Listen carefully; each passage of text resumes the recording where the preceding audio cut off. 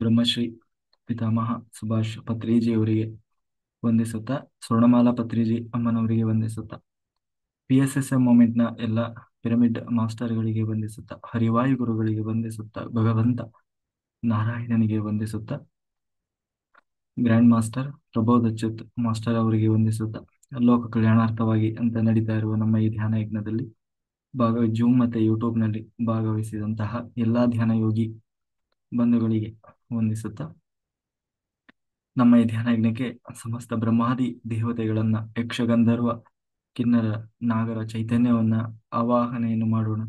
ಮೇಲಿನ ಲೋಕಗಳ ಎಲ್ಲ ಆಸ್ಟ್ರಲ್ ಮಾಸ್ಟರ್ಸ್, ಎನ್ಲೈಟೆಡ್ ಮಾಸ್ಟರ್ಸ್ ಚೈತನ್ಯವನ್ನ ಆವಾಹನೆಯನ್ನು ಮಾಡೋಣ.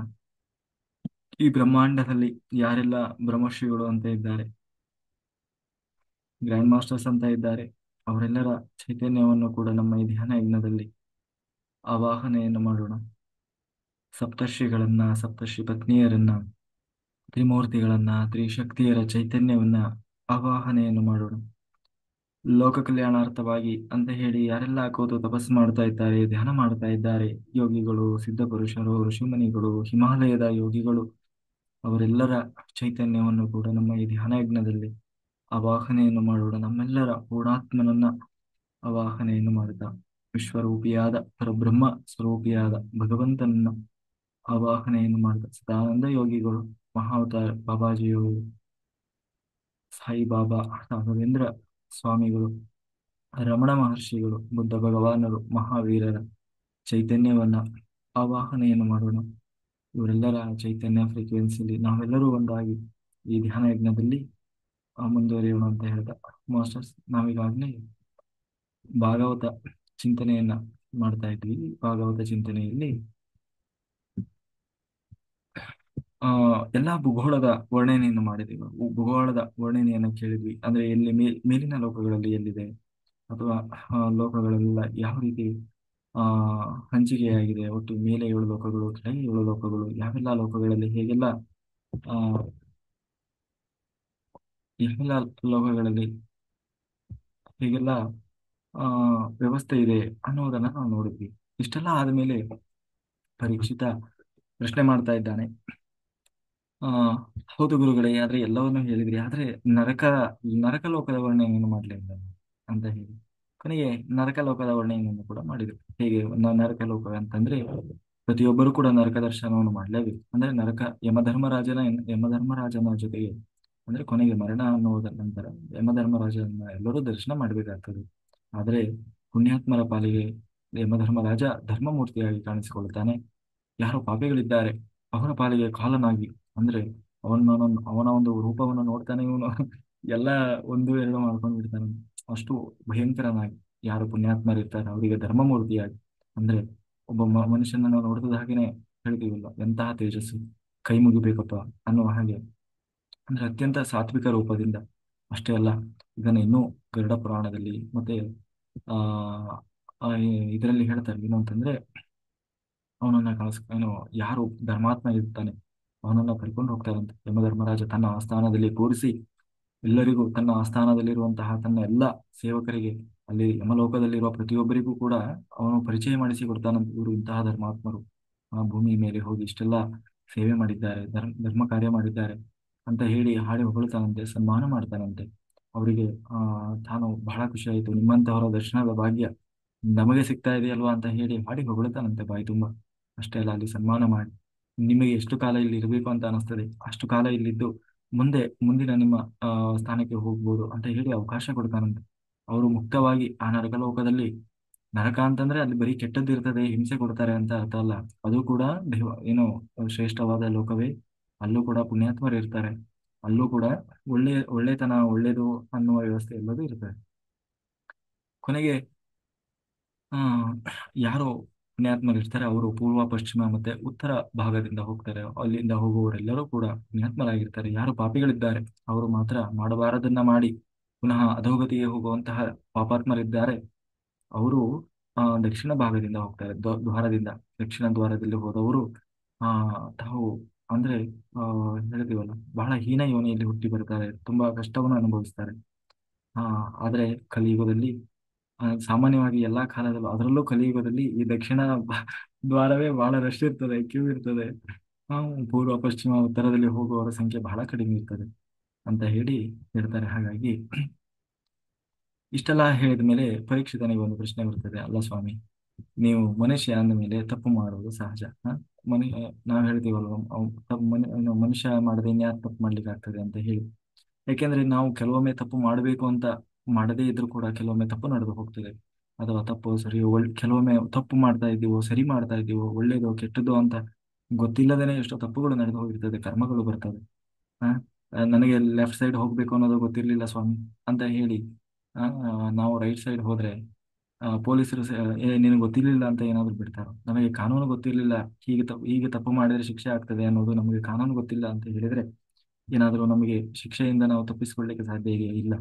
ಗೊತ್ತಿರಲಿ ಗೊತ್ತಿಲ್ಲದೆ ಇರಲಿ, ತಪ್ಪು ನಡೆದರೂ ಕೂಡ ಅದು ತಪ್ಪೇ, ಆ ತಪ್ಪಿಗೆ ಶಿಕ್ಷೆ ಅನ್ನೋದು ಅನಿವಾರ್ಯವಾಗಿರ್ತದೆ. ಹಾಗಾಗಿ ಅದಕ್ಕೆ ಪರೀಕ್ಷಿತನ ಪ್ರಶ್ನೆ ಏನು ಅಂತಂದ್ರೆ, ನಾವು ಮೊದಲೇ ಪ್ರತಿಯೊಂದು ಹೇಳುವಾಗಲೂ ಕಾಯೇನ ವಾಚ ಮನಸ್ಸಿನಿಂದ ಇರುವ ಬುದ್ಧಾತ್ಮನಾವ ಪ್ರಕೃತಿಯ ಸ್ವಭಾವ ಕಾಯ ವಾಚ ಮನಸ್ಸಿನಿಂದಲೂ, ಕಾಯದಿಂದಲೂ ಅಂದ್ರೆ ಈ ದೇಹದಿಂದಲೂ, ಮಾತಿನಿಂದಲೂ ಮನುಷ್ಯ ತಪ್ಪು ಮಾಡುವುದು ಅದು ಪ್ರಕೃತಿಯ ಸಹಜ ಧರ್ಮ. ಹಾಗೆ ನಮಗೆ ಗೊತ್ತಿಲ್ಲದೇನೆ ಆ ತಪ್ಪುಗಳು ನಡೀತಾನೆ ಇರ್ತವೆ. ಆದ್ರೆ ಈ ತಪ್ಪುಗಳು ನಡೆದಿರ್ತದೆ. ಆದ್ರೆ ಹಾಗಾದ್ರೆ ತಪ್ಪು ಮಾಡಿಬಿಟ್ಟಿದೀವಿ, ಪಾಪ ಬಂದಿದೆ, ಹಾಗಾದ್ರೆ ನಾವು ನರಕವನ್ನು ಅನುಭವಿಸ್ಬೇಕಾ? ಅಥವಾ ಕರ್ಮಕ್ಕೆ ಫಲವನ್ನು ನಾವು ಅನುಭವಿಸ್ಲೇಬೇಕಾ? ಅಥವಾ ಈ ಜೊತೆಗೆ ಇದಕ್ಕೆ ಬೇರೆ ಏನಾದ್ರೂ ಪರಿಹಾರ ಇದೆಯಾ? ಅಂದ್ರೆ ಈ ನರಕದಿಂದ ತಪ್ಪಿಸಿಕೊಳ್ಳಿಕ್ಕೆ ಅಥವಾ ನಾವು ಮಾಡಿದ ಕರ್ಮದಿಂದ ತಪ್ಪಿಸಿಕೊಳ್ಳಿಕ್ಕೆ ಏನು ಮಾರ್ಗ ಇದೆ ಅಂತ ಹೇಳಿದಾಗ ಅದಕ್ಕೆ ಪರೀಕ್ಷಿತ ಹೇಳ್ತಾನೆ, ಏನು ಸಾರಿ ಯಾರು ಶುಕಾಚಾರ್ಯರು ಹೇಳ್ತಾರೆ, ಹೌದು ನೀನು ಹೇಳುವುದು ನಿಜ. ಮನುಷ್ಯ ಪಾಪವನ್ನ ಕಳ್ಕೊಳ್ಳಿಕ್ಕೆ ಇಲ್ಲಿ ಅವಕಾಶ ಇದೆ. ಪಾಪವನ್ನ ಕಳ್ಕೊಳ್ಳಿಕ್ಕೆ ಅವಕಾಶ ಇದೆ. ಆದ್ರೆ ಹೇಗೆ ಪಾಪವನ್ನ ಕಳ್ಕೊಳ್ತಾನೆ ಅಂತಂದ್ರೆ ಅದಕ್ಕೆ ಒಬ್ಬೊಬ್ಬರು ಒಂದೊಂದು ರೀತಿಯ ಮಾರ್ಗವನ್ನ ಅನುಸರಿಸ್ತಾರೆ.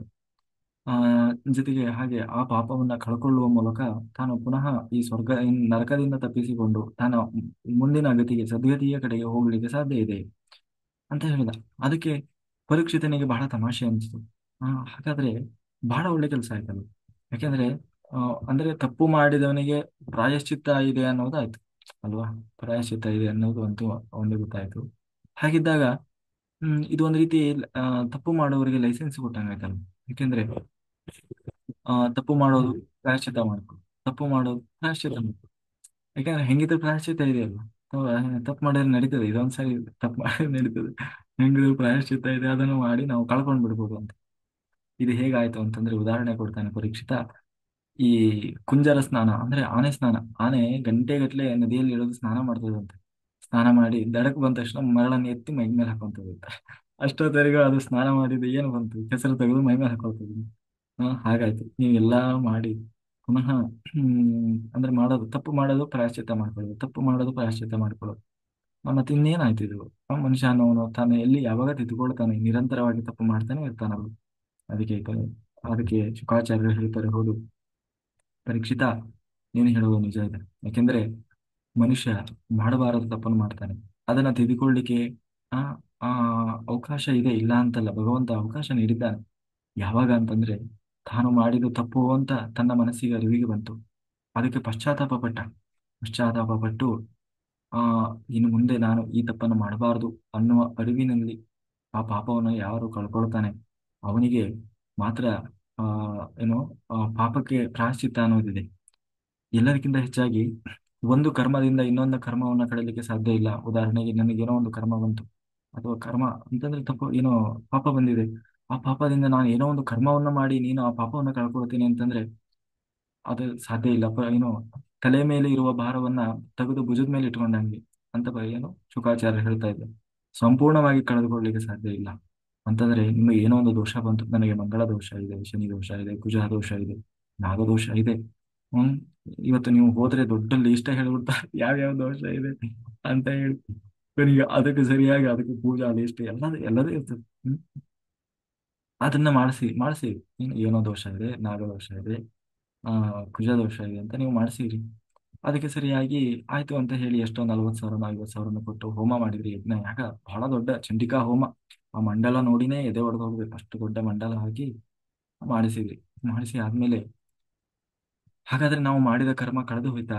ಅದಕ್ಕೆ ಶುಕಾಚಾರ್ಯರು ಹೇಳ್ತಾರೆ, ಖಂಡಿತ ಇಲ್ಲ. ಒಂದು ಕರ್ಮದಿಂದ ಇನ್ನೊಂದು ಕರ್ಮವನ್ನು ಕಳೆದುಕೊಳ್ಳಲಿಕ್ಕೆ ಸಾಧ್ಯ ಇಲ್ಲ. ಮತ್ತೆ ಇನ್ನೇನ್ ಮಾಡ್ಬೇಕು? ಮತ್ತೆ ಅದು ಹೇಗಾಯ್ತು ಅಂತಂದ್ರೆ, ಆ ತಲೆ ಮೇಲಿದ್ದ ಭಾರವನ್ನ, ಅಂದ್ರೆ ತಾತ್ಕಾಲಿಕವಾಗಿ ಅದನ್ನ ನೀನು ಆ ಒಂದು ಕರ್ಮದ ಫಲವನ್ನು ತಪ್ಪಿಸಿಕೊಳ್ಳಬಹುದೇ ಹೊರತು ಸಂಪೂರ್ಣವಾಗಿ ಅದನ್ನು ಕಳ್ಕೊಳ್ಳಿಕ್ಕೆ ಸಾಧ್ಯ ಇಲ್ಲ. ಮತ್ತೆ ಅದನ್ನ ಏನ್ ಮಾಡ್ಬೇಕು? ಒಂದು ಅನುಭವಿಸ್ಬೇಕು, ಅದನ್ನ ಕಳ್ಕೊಳ್ಬೇಕು. ಕಳ್ಕೊಳ್ಳೋದು ಹೇಗೆ ಮತ್ತೆ? ಕರ್ಮವನ್ನು ಮಾಡಿ ಇನ್ನೊಂದು ಕರ್ಮವನ್ನ ಕಳ್ಕೊಳ್ಳಿಕ್ಕೆ ಸಾಧ್ಯ ಇಲ್ಲ ಅಂತ ಆದ್ರೆ ಮತ್ತೆ ಅದನ್ನು ಕಳ್ಕೊಳ್ಳಿಕ್ಕೆ ಇರುವ ಮಾರ್ಗವಿಲ್ಲ. ಅದಕ್ಕೆ ಶುಕಾಚಾರ್ಯರು ಎತ್ತಿದ ಬಾಯಿಗೆ ಹೇಳುವುದೇ, ತಪಸ್ಸು, ಯಾರು ತಪಸ್ಸನ್ನು ಮಾಡ್ತಾನೆ, ಯಾರು ಧ್ಯಾನವನ್ನು ಮಾಡ್ತಾನೆ, ಅವನು ತನ್ನ ಕರ್ಮವನ್ನು ಕಳ್ಕೊಳ್ತಾನೆ. ಅಷ್ಟೇ ಅಲ್ಲ, ಅದರ ಜೊತೆಗೆ ಯಮ ನಿಯಮಗಳನ್ನು ಪಾಲನೆ ಮಾಡಬೇಕು. ಏನು ಬ್ರಹ್ಮಚರ್ಯ ಪರಿಪಾಲನೆಯನ್ನು ಮಾಡಬೇಕು. ಇಂದ್ರಿಯ ನಿಗ್ರಹ, ಯಾರು ಅಂದ್ರೆ ಕಣ್ಣು, ಕಿವಿ, ಮೂಗು, ಬಾಯಿ ಎಲ್ಲದರ ಮೇಲೆ ನಿಗ್ರಹ ಇರಬೇಕು. ಕಣ್ಣು ಬಯಸಿದ್ದನ್ನೆಲ್ಲ ನೋಡೋದಲ್ಲ, ನಾಲಿಗೆ ಬಯಸಿದ್ದನ್ನೆಲ್ಲ ಚಪಲ ಅಂತ ಹೇಳಿ ತಿನ್ನೋದಲ್ಲ. ಶುದ್ಧವಾದ ಸಾತ್ವಿಕವಾದ ಆಹಾರವನ್ನು ತಿಳಬೇಕು. ಬಾಯಿ ದೇವರು ಬಾಯಿ ಕೊಟ್ಟಾನೆ ಅಂತ ಹೇಳಿ ಬಾಯಿ ಬಂದಂಗೆ ಮಾತಾಡೋದಲ್ಲ. ಅದರಲ್ಲಿ ಹಿತ ಮಿತ ಅನ್ನೋದಿರ್ಬೇಕು. ಹಾಗೆ ತ್ಯಾಗ, ತನಗೆ ಯಾವುದರ ಅವಶ್ಯಕತೆ ಇಲ್ಲವೋ ಅದನ್ನ ತಾನು ಪಡೆಯದೇ ಇರುವಂಥದ್ದು, ಬಿಟ್ಟುಕೊಡುವಂಥದ್ದು. ಸತ್ಯ, ಶುಚಿ, ಶುಭ್ರವಾಗಿರುವುದು, ಒಳಗು ಹೊರಗು ಶುಚಿಯಾಗಿದ್ದು, ಕಾಯ ವಾಚ ಮನಸ ಶುದ್ಧತೆಯನ್ನ ಕಾಪಾಡಿಕೊಂಡು ಸತ್ಯ ಸತ್ಯ ಮಾರ್ಗದಲ್ಲಿರುವುದು. ಯಾರೋ ಎದುರುಗಡೆ ಇದ್ದಾಗ ಮಾತ್ರ ನಾವು ಸಿನ್ಸಿಯರ್ ಆಗಿರೋದಲ್ಲ. ದೇವರು ಎಲ್ಲ ನನ್ನೊಳಗೆ ಇದ್ದಾನೆ. ಪ್ರತಿಯೊಂದು ಕ್ಷಣವೂ ಕೂಡ ನನ್ನನ್ನು ನೋಡ್ತಾ ಇದ್ದಾನೆ. ನಾನು ಹಾಕುವ ಪ್ರತಿಯೊಂದು ಹೆಜ್ಜೆಯನ್ನು ಗಮನಿಸ್ತಾ ಇದ್ದಾನೆ. ಆ ನಾನು ಏನು ಮಾಡ್ತಾ ಇದ್ದೇನೆ, ನಮ್ಗೆ ಏನ್ ಅನ್ನಿಸ್ತದೆ? ದೇವ್ರು ಎಲ್ಲೋ ಒಂದು ಲೋಕದಲ್ಲಿ ಕೂತಿದ್ದಾನೆ. ಅವನಿಗೆ ಗೊತ್ತಿಲ್ಲದೆ ನಾವು ಮಾಡುವಂತ ದೇವ್ರು ಎಲ್ಲೋ ಅಲ್ಲಪ್ಪ, ನನ್ನೊಳಗೆ ಕೂತಿದ್ದಾನೆ. ನಾನು ಉಸಿರಾಡೋ ಪ್ರತಿಯೊಂದು ಕ್ಷಣವನ್ನು ಕೂಡ ಲೆಕ್ಕ ಹಾಕ್ತಾ ಇದ್ದಾನೆ. ಯಾರಿಂದಲಾದ್ರೂ ನೀನು ತಪ್ಪಿಸ್ಕೊಳ್ಬಹುದು, ಜಡ್ಜಿಂದ ತಪ್ಪಿಸ್ಕೊಳ್ಬಹುದು, ಪೊಲೀಸರಿಂದ ತಪ್ಪಿಸ್ಕೊಳ್ಬಹುದು. ಆದ್ರೆ ನಮ್ಮೊಳಗೆ ಕೂತು ಎಲ್ಲ ಮಾಡಿಸ್ತಾ ಇದ್ದಾನೆಲ್ಲ ಭಗವಂತ, ಅವನಿಂದ ತಪ್ಪಿಸಿಕೊಳ್ಳಲಿಕ್ಕೆ ಸಾಧ್ಯ ಇಲ್ಲ.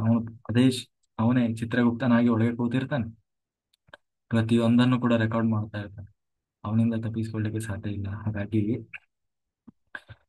ಆ ಹಾಗಾಗಿ ಆದಷ್ಟು ಸತ್ಯ ಮಾರ್ಗದಲ್ಲಿ ಇರ್ಬೇಕು. ನಾವು ಹೇಗೆ ಅಂತಂದ್ರೆ, ಸರ್ಕಲ್ ಅಲ್ಲಿ ಪೊಲೀಸರು ನಿಂತಿದ್ದಾರೆ ಅಂತಂದ್ರೆ ಅಷ್ಟೇ ಹೆಲ್ಮೆಟ್ ಹಾಕೊಂಡು ಹೋಗೋದು.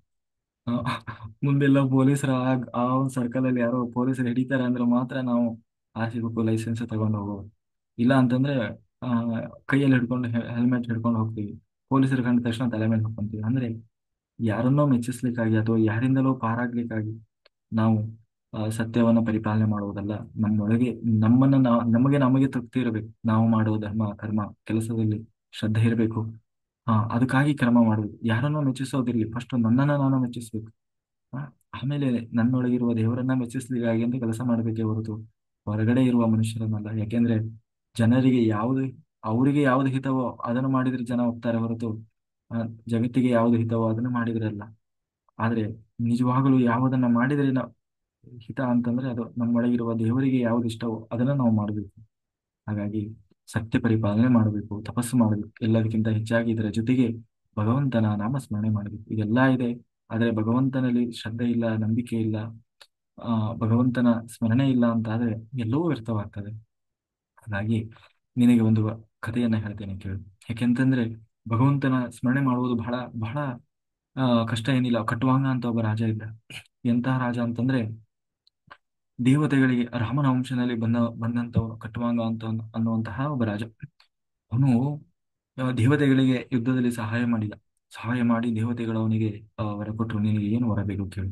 ಅದಕ್ಕೆ ಹೇಳಿದ್ರು ದೇವತೆಗಳು, ಹ್ಮ್ ಆಯ್ತು, ನಿನಗೆ ಏನು ವರ ಬೇಕು ಕೇಳು. ಅದಕ್ಕೆ ಕಟ್ವಾಂಗ ಹೇಳಿದ, ನಾನು ಇನ್ನು ಎಷ್ಟು ವರ್ಷ, ನನ್ನ ಆಯುಸ್ಸು ಎಷ್ಟಿದೆ ಅದನ್ನ ತಿಳ್ಕೊಂಡು ವರ ಕೇಳಿದ್ರೆ ಆಯ್ತು ಅಲ್ವಾ. ಅದಕ್ಕೆ ಸರಿಯಾಗಿ ಅಂತ ಹೇಳಿ ಕೇಳಿದ, ಇನ್ನೆಷ್ಟು ದಿವಸ, ನೀನು ಇನ್ನು ಒಂದು ಮುಹೂರ್ತ ಮಾತ್ರ ಬದುಕಿರ್ತೀಯ ಅಂತ ಹೇಳಿದ್ರು.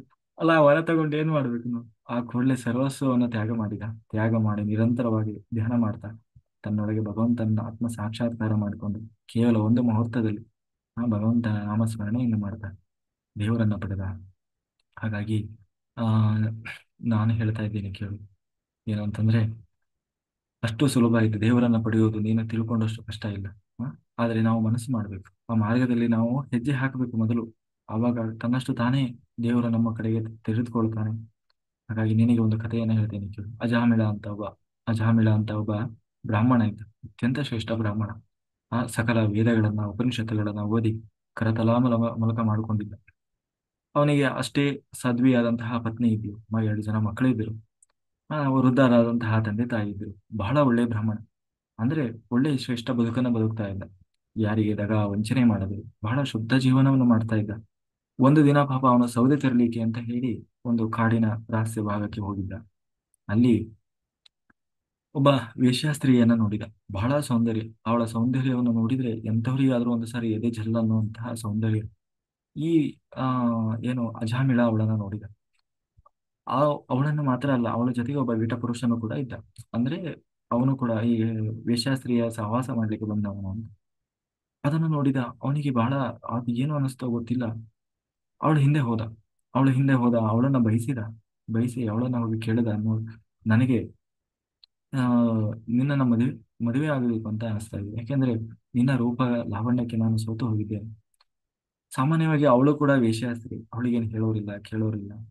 ಅಂತ ಇವನಾಗೆ ಬಂದು ನನ್ನನ್ನ ಮದುವೆ ಆಗ್ತೇನೆ ಅಂತ ಹೇಳಿದಾಗ ನಾನು ಯಾಕೆ ಬೇಡ ಅಂದೆ ಅಂತ ಹೇಳಿ ಆ ಅವಳು ಕೂಡ ಒಪ್ಪಿಲ್ಲ. ಆಯ್ತು, ಇವನು ಆ ಹೆಣ್ಣಿನ ಮೋಹಕ್ಕೆ ಅಂದ್ರೆ ಪ್ರಾರಬ್ಧ ವಶಾತ್ ಅವನಿಗೆ ಏನೋ ಒಂದು ಪ್ರಾರಬ್ಧ ಇತ್ತು. ಆಯ್ತಾ, ಆ ಪ್ರಾರಬ್ಧ ವಶಾತ್ ಅದೇ ಹೇಳ್ತೀವಲ್ಲ ನಾವು ಕರ್ಮ ಅಂತೀವಲ್ಲ ಹಂಗೆ ಅದಕ್ಕೆ ವಶನಾದಂತಹ ಜಾಮಿಳ ಆ ಆ ಹೆಣ್ಣಿನ ಸಹವಾಸವನ್ನು ಮಾಡಿದ. ಆ ಹೆಣ್ಣಿನ ಮೋಹದ ಬಲೆಯಲ್ಲಿ ಬಿದ್ದವನಾಗಿ ಅವಳನ್ನು ಮದುವೆಯಾದ. ಆ ಆ, ಅವಳ ಸಹವಾಸದಿಂದ ಮಾಂಸಭಕ್ಷಣೆಯನ್ನು ಮಾಡ್ಲಿಕ್ಕೆ ಹಿಡಿದು ತನ್ನ ಧರ್ಮವನ್ನು ಮರೆತ. ನಾನು ಬ್ರಾಹ್ಮಣ ಅನ್ನುವುದನ್ನು ಮರೆತ. ವೇದ ಉಪನಿಷತ್ತುಗಳನ್ನು ಮರೆತ. ಅವಳ ಜೊತೆಗೆ ಸೇರಿ ಆ ಮಾಂಸಭಕ್ಷಣೆ ಮದ್ಯಪಾನ ಭಕ್ಷಣೆಯನ್ನು ಮಾಡ್ಲಿಕ್ಕೆ ಶುರು ಮಾಡಿದ. ಸಂಸಾರವನ್ನ ಕೊನೆಗೆ ಅವರಿಬ್ಬರ ದಾಂಪತ್ಯದಿಂದ ಕೆಲವು ಮಕ್ಕಳಾದವು ಆದರೆ ಸಂಸಾರವನ್ನು ನೀಗಿಸ್ಬೇಕಲ್ಲ. ಅದಕ್ಕೆ ಕೊನೆಗೆ ದಗ ವಂಚನೆ ಮಾಡ್ಲಿಕ್ಕೆ ಶುರು ಮಾಡಿದ. ಕೊನೆಗೆ ಹೆಂಗೋ ಮಾಡಿ ಹೊಟ್ಟೆ ಹರಿಯದಪ್ಪ, ಹೇಗೋ ಅಂತ ಹೇಳಿ ಹೀಗೆ ತಪ್ಪು ತಪ್ಪು ದಾರಿಗಳನ್ನ ಹಿಡಿದ. ಕಂಡವರ ಸುಲಿಗೆ ಮಾಡಿದ. ಹ್ಮ್ ಒಟ್ಟಿನಲ್ಲಿ ಇವ್ನು ಮಾಡಬಾರದು ಅಂತ ಏನೇನಿದೆ ಎಲ್ಲವನ್ನೂ ಮಾಡಿದ. ಆದರೆ ವಿಧಿ ಅನ್ನೋದು ಯಾರನ್ನೂ ಬಿಡೋದು. ಅಂತ್ಯಕಾಲ ಅನ್ನೋದು ಬಂದೇ ಬರ್ತದಲ್ಲ. ಹಾಗೆ ಕೆಲವು ಮಕ್ಕಳಾಯ್ತು. ಅವನಿಗೆ ವಯಸ್ಸಾಯ್ತು. ಒಂದು ದಿನ ರಾತ್ರಿ ಮಲಗಿದಾನೆ. ರಾತ್ರಿ ಮಲಗಿದಾಗ ಒಂದು 4 ಜನ ಭಯಂಕರರಾದವರು ಬಂದಿದ್ದಾರೆ. ಭಯಂಕರ ಅಂತಂದ್ರೆ ಅವರನ್ನು ನೋಡಿದ್ರೇನೆ ಭಯ ಆಗ್ತದೆ. ಅಂದ್ರೆ ಕಪ್ಪು ಕಪ್ಪು ವಸ್ತ್ರವನ್ನು ತೊಟ್ಟಿದಾರಂತೆ. ಕಪ್ಪು ಆ ಏನು ಅವರ ಕೋರೆ ದಾಡೆ ಅವರ ಹಲ್ಲು ಅದನ್ನು ನೋಡಿದ್ರೇನೆ ಭಯ ಆಗ್ತದೆ. ಅವ್ರು ಏನ್ ಮಾಡಿದ್ದಾರೆ ಅಂತಂದ್ರೆ ಇವನು ಮಲಗಿದ್ದಾನೆ ಕನಸಿನಲ್ಲಿ. ಅದನ್ನೆಲ್ಲ ನೋಡ್ತಾ ಇದ್ದಾನೆ. ಅವರು ಇವನ ಕೊಳ್ಳಿಗೆ ಹಗ್ಗ ಹಾಕಿ ಎಳಿತಾ ಇದ್ದಾರೆ. ಇವನಿಗಾದ್ರೂ ಭಯ ಆಗ್ ಅವರನ್ನ ಭಯಂಕರ ಆಗಿರೋರನ್ನ ನೋಡಿ ಭಯ ಆಗೋಯ್ತು. ಭಯ ಆಗಿ ಇವನು ಕೂಡಲೇ ಅವನಿಗೆ ಇವನಿಗೆ ಭಯ ಆಯ್ತು. ಭಯ ಆದ ಕೂಡಲೇ ಇವನಿಗೆ ಏನಾಯ್ತು ಅಂತಂದ್ರೆ ಅವನಿಗೆ ಅದು ನಿಜವಾಗಿನೇ ನಡೀತಾ ಇದೆ ಏನೋ ಅಂತ ಹೇಳಿ ಅವನ ಕಲ್ಪನೆ. ಕೆಲವೊಮ್ಮೆ ಕನಸು ಕಾಣುವವರು ಅದೇ ತರ ಅನಿಸ್ತಾ ಇತ್ತು. ಅಥವಾ ಧ್ಯಾನದಲ್ಲಿ ಕೂತವರಿಗೆ ವಿಷನ್ ಬರುವಾಗ ನಿಜವಾಗ್ಲೂ ಇದು ನಡೀತಾ ಇದೆ ಏನೋ ಅನ್ನೋಷ್ಟು ಭಾಸ ಆಗ್ತದೆ. ಹಾಗೆ ಅವನಿಗೆ ಅದೇ ತರ ಅನಿಸ್ಬಿಡ್ತು, ನಿಜವಾಗ್ಲೂ ಇದು ನಡೀತಾ ಇದೆಯೇನೋ ಅನ್ನುವ ಹಾಗೆ. ಅವಾಗ ಅವನ ಕೊನೆಯ ಮಗನಿಗೆ ಒಂದು ಹೆಸರಿಟ್ಟಿದ್ದ. ಏನು ಅಂತಂದ್ರೆ ನಾರಾಯಣ ಅಂತ ಹೆಸರಿಟ್ಟಿದ್ದ. ಎಷ್ಟೇ ಅಂದ್ರು ದೇವರ ದೇವರ ಬಗ್ಗೆ ಅರಿವಿತ್ತಲ್ವ ಅವನಿಗೆ. ದೇವರ ಪೂಜೆ ಹಿಂದೆ ಎಲ್ಲ ವೇದಶಾಸ್ತ್ರ ಉಪನಿಷತ್ತು ಓದಿದ್ದ. ಹಾಗೆ ಅವನು ನಾರಾಯಣ ಅಂತ ಹೆಸರಿಟ್ಟಿದ್ದ. ಇವನು ಜೋರು ಅವ್ರು ಹಿಡಿದ ಹಗ್ಗ ಹಾಕಿ ಎಳೆದ ಕೂಡಲೇ ಇವನಿಗೆ ಭಯ ಆಗ್ಬಿಡ್ತು. ಭಯ ಆಯ್ತು. ಯಾಕೆ ಭಯ ಆಯ್ತು ಅಂತಂದ್ರೆ ನನಗೆ ಎಷ್ಟು ಭಯ ಆಗ್ತಾ ಇದೆ, ಇನ್ನು ನನ್ನ ಮಗ ಬಹಳ ಸಣ್ಣವ ಇದ್ದಾನೆ, ಇವರನ್ನ ನೋಡಿ ಅವನಿಗೆ ಎಷ್ಟು ಭಯ ಆಗಿರ್ಬೇಡ ಅಂತ ಹೇಳಿ ಆ ಮಗ ಹೆದರ್ಕೊಂಡೇನೋ ಅಂತ ಹೇಳಿ ನಾರಾಯಣ ಅಂತ ಕೂಗಿದ್ನಂತ. ಯಾರನ್ನ ಮಗನನ್ನ ಕೂಗಿದ. ಯಾರು ಅಚಾಮಿಳ. ನಾರಾಯಣ ಅಂದ ಕೂಡಲೇ ವೈಕುಂಠ ಲೋಕದಿಂದ 2 ಜನ ದೇವದೂತರು ಬಂದರಂತೆ. ಶಂಖಚಕ್ರ ಗದಾಧಾರಿಯಾದ 2 ಜನ 4 ಕೈಗಳನ್ನ ಹೊಂದಿದಂತಹ ಏನು ವೈಕುಂಠ ಲೋಕದ ವಿಷ್ಣುದೂತರು ಬಂದು ಆ ಯಮದೂತರನ್ನ ತಡೆದ್ರು. ಯಾಕೆ ಅವನನ್ನ ಕರ್ಕೊಂಡು ಹೋಗ್ತಾ ಇದ್ದ? ಇಲ್ಲ, ಇವನು ಭಾರಿ ಪಾಪಿ ಇದ್ದಾನೆ. ಮಾಡಬಾರದು ಅಂತ ಏನೇನಿದೆ ಎಲ್ಲವನ್ನ ಮಾಡಿದ್ದಾನೆ. ಒಬ್ಬ ಬ್ರಾಹ್ಮಣನಾಗಿ ಹುಟ್ಟಿ. ಬೇಕಂದ್ರೆ ಆ ಬ್ರಾಹ್ಮಣ ಅನ್ನುವುದು ಸುಖ ಪಡ್ಲಿಕ್ಕಾಗಿರುವಂತಹ ಜೀವ ಅಲ್ಲ. ಜೀವನ ಪರ್ಯಂತ ಭಗವಂತನಿಗಾಗಿ ಅಂತ ಸವಿಸಿ ದೇವರಿಗೆ ಬಹಳ ಹತ್ತಿರ ಇರುವಂತಹ ಜನ್ಮ ಅದು. ಅದನ್ನ ಪಡೆದವನಾಗಿಯೂ ಕೂಡ ಮಾಡಬಾರದನ್ನ ಮಾಡಿ. ಯಾಕೆಂದ್ರೆ ಯಾರಿಗೆ ಅರಿವಿರ್ತದೋ ಇಲ್ಲ ಗೊತ್ತಿಲ್ಲ ದೇವರ ಜ್ಞಾನ, ದೇವರನ್ನ ಪಡಿಬೇಕು ಅನ್ನುವ ಜ್ಞಾನ. ಆದ್ರೆ ಇವನಿಗೆ ಹುಟ್ಟಿದ ಹಾಗೇನೆ ಇವನಿಗೆ ಆ ಸಂಸ್ಕಾರ ಬರ್ತದೆ. ಆ ದೇವರ ಬಗ್ಗೆ ಪರಿಪೂರ್ಣವಾದ ಜ್ಞಾನ ಇರ್ತದೆ. ಅಂಥವನು ಅಷ್ಟೆಲ್ಲ ಸಿಕ್ಕೂ ಕೂಡ ದೇವರನ್ನ ಪಡಿಲಿಲ್ಲ ಅಂತಾದ್ರೆ ಆ ಎಂತಹ ಘೋರ ಪಾಪ ಮಾಡಿದ ಹಾಗೆ ಆಗ್ತದಲ್ವ. ಹಾಗಾಗಿ ಆ ಆ, ಅವನನ್ನ ಹಾಗಾಗಿ ಇವನು ಪಾಪ ಮಾಡಿದ್ದಾನೆ. ಇವನು ಕರ್ಕೊಂಡು ಹೋಗಕ್ ಬಂದಿದ್ರು ಮಹಾಪಾಪಿ ಇವನು ಅಂತ ಆ ಯಮದೂತರು ಹೇಳಿದ್ರು. ಅದೇ ವಿಷ್ಣು ದೂತರು ಹೇಳಿದ್ರೆ ನಿಮಗೆ ಧರ್ಮ ಯಾವುದು ಅಧರ್ಮ ಯಾವುದು ಅಂತ ಗೊತ್ತಿಲ್ಲ. ಯಾರನ್ನ ನರಕಕ್ಕೆ ಕರ್ಕೊಂಡು ಹೋಗ್ಬೇಕು, ಯಾರನ್ನ ಕರ್ಕೊಂಡು ಹೋಗ್ಬೇಕು ಅನ್ನೋದು ಗೊತ್ತಿಲ್ಲ. ಆ, ನಿಮಗೆ ಒಂದ್ ವೇಳೆ ಗೊತ್ತಿಲ್ಲ ಅಂತಂದ್ರೆ ಹೋಗಿ ನಿಮ್ಮ ರಾಜನನ್ನ ಕೇಳಿ, ಯಾರು ಯಮಧರ್ಮ ರಾಜನನ್ನ ಕೇಳಿ ಅಂತ ಹೇಳಿ ಅವು ಬೈದು ಕಳಿಸ್ಬಿಟ್ರು. ಅದಕ್ಕೆ ನಾವು ಅನ್ಕೊಂಡಿದ್ವಿ ನಮ್ಮ ಯಮಧರ್ಮನೇ ಎಲ್ಲವನ್ನ ತಿಳಿದವನು, ಧರ್ಮವನ್ನ ತಿಳಿದವನು. ನಾವು ತಪ್ಪು ಮಾಡಿಬಿಟ್ವ ಅಂತ ನೋಡೋಣ ಅಂತ ಹೇಳಿ ಯಮದೂತರು ಹೊರಟವರು. ಈ ಕಡೆ ವಿಷ್ಣು ದೂತರ ಕೂಡ ಹೊರಟವರು. ಆದ್ರೆ ಅಜಾಮಿಳನಿಗೆ ಇದು ಗೊತ್ತಾಯ್ತು, ಯಾಕೆ ಇದು ಅಂತ ಹೇಳಿ. ಯಾಕೆಂದ್ರೆ ಎಷ್ಟೇ ಅಂದ್ರೆ ಅವನ ಹಿಂದೆ ಓದಿದ್ದ. ಕೂಡಲೇ ಅವನಿಗೆ ಜ್ಞಾನ ಬಂತು. ನಾನು ನನ್ನ ಮಗನನ್ನ ನಾರಾಯಣ ಅಂತ ಕೂಗಿದೆ. ಅಷ್ಟಕ್ಕೆ ಭಗವಂತ ತನ್ನ ಲೋಕದಿಂದ ಯಮದೂತರ ಏನೋ ವಿಷ್ಣು ವೈಕುಂಠ ಲೋಕದಿಂದ ವಿಷ್ಣು ದೂತರನ್ನ ಕಳಿಸಿಕೊಟ್ಟಿದ್ದ. ಅವನು ನನ್ನ ಸ್ಮರಣೆ ಮಾಡಿದ್ದಾನೆ. ಅಹ ಅಂತ್ಯಕಾಲದಲ್ಲಿ ನನ್ನ ಸ್ಮರಣೆ ಮಾಡಿದ್ದಾನೆ, ಅವನು ನನಗೆ ಸೇರಿದವನು ಅಂತ ಹೇಳಿ ಅವನು ಏನೇ ಮಾಡಿರ್ಲಿ ಅಂತ ಹೇಳಿ ಕಳಿಸಿಕೊಟ್ಟ. ಆಗ ಅವನಿಗೆ ಅನಿಸ್ತು, ಛೇ, ಎಂತ ತಪ್ಪು ಮಾಡಿದೆ ಬ್ರಾಹ್ಮಣನಾಗಿ. ವೃದ್ಧರಾದಂತಹ ನನ್ನ ತಂದೆ ತಾಯಿನ ಅಂತ್ಯಕಾಲದಲ್ಲಿ ಸಾಕಬೇಕಾದವನು ಆ ಒಂದು ಹೆಣ್ಣಿನ ಮೋಹಕ್ಕೆ ಬಿದ್ದವನಾಗಿ ಬಿಟ್ಟು ಬಂದೆ. ಎಂತಹ ಸಾಧ್ವಿಯಾದ ಹೆಂಡತಿ, ಅವಳನ್ನ ಬಿಟ್ಟು ನನ್ನ ಮಕ್ಕಳು ಅವರ ಭವಿಷ್ಯವನ್ನು ರೂಪಿಸಬೇಕಾದಂತಹ ನಾನು ಜವಾಬ್ದಾರಿಯನ್ನು ತೆಗೆದುಕೊಳ್ಳದೆ ಮಾಡಬಾರದನ್ನ ಮಾಡಿದೆ ಅಂತ ಹೇಳಿ ತನ್ನ ತಪ್ಪಿನ ಅರಿವಾಯ್ತು. ಆ ಕೂಡಲೇ ಎಲ್ಲವನ್ನ ಬಿಟ್ಟ. ಸೀದಾ ಹರಿದ್ವಾರಕ್ಕೆ ಹೋಗಿ ನಿರಂತರವಾಗಿ ಕೂತು ತಪಸ್ಸು ಮಾಡುದು ಅಂದ್ರೆ ಧ್ಯಾನ ಮಾಡ್ತಾ, ನಿರಂತರವಾಗಿ ಧ್ಯಾನ ಮಾಡ್ತಾ ಆ ಧ್ಯಾನದೊಳಗೆ ಆ ಭಗವಂತನ ಬಿಂಬರೂಪವನ್ನು ತಾನು ಸಾಕ್ಷಾತ್ಕಾರ ಮಾಡಿಕೊಂಡು ತನ್ನ ಆ ಆ, ಏನು ಬ್ರಹ್ಮರಂಧ್ರ ಮೇಲೆ ಸಹಸ್ರಾರದಿಂದ ತಾನು ಬ್ರಹ್ಮರಂಧ್ರವನ್ನು ಒಡೆದು ಕೊನೆಗೆ ಭಗವಂತನನ್ನೇ ಹೋಗಿ ಸೇರಿದ.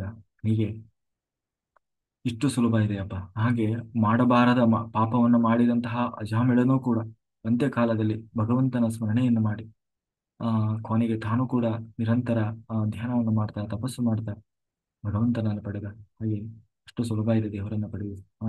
ಅಂತದ್ರಲ್ಲಿ ನೀನು ಆ ಹಾಗಂದ್ರೆ ಇಲ್ಲಿ ದೇವರ ನಾಮಸ್ಮರಣೆ ಅಂತಂದ್ರೆ ಆ ಸ್ಮರಣೆ ಅನ್ನೋದು ದೇವರನ್ನ ಪಡಿಲಿಕ್ಕೆ ನಮಗೆ ದಾರಿಯನ್ನು ತೋರಿಸ್ತದೆ.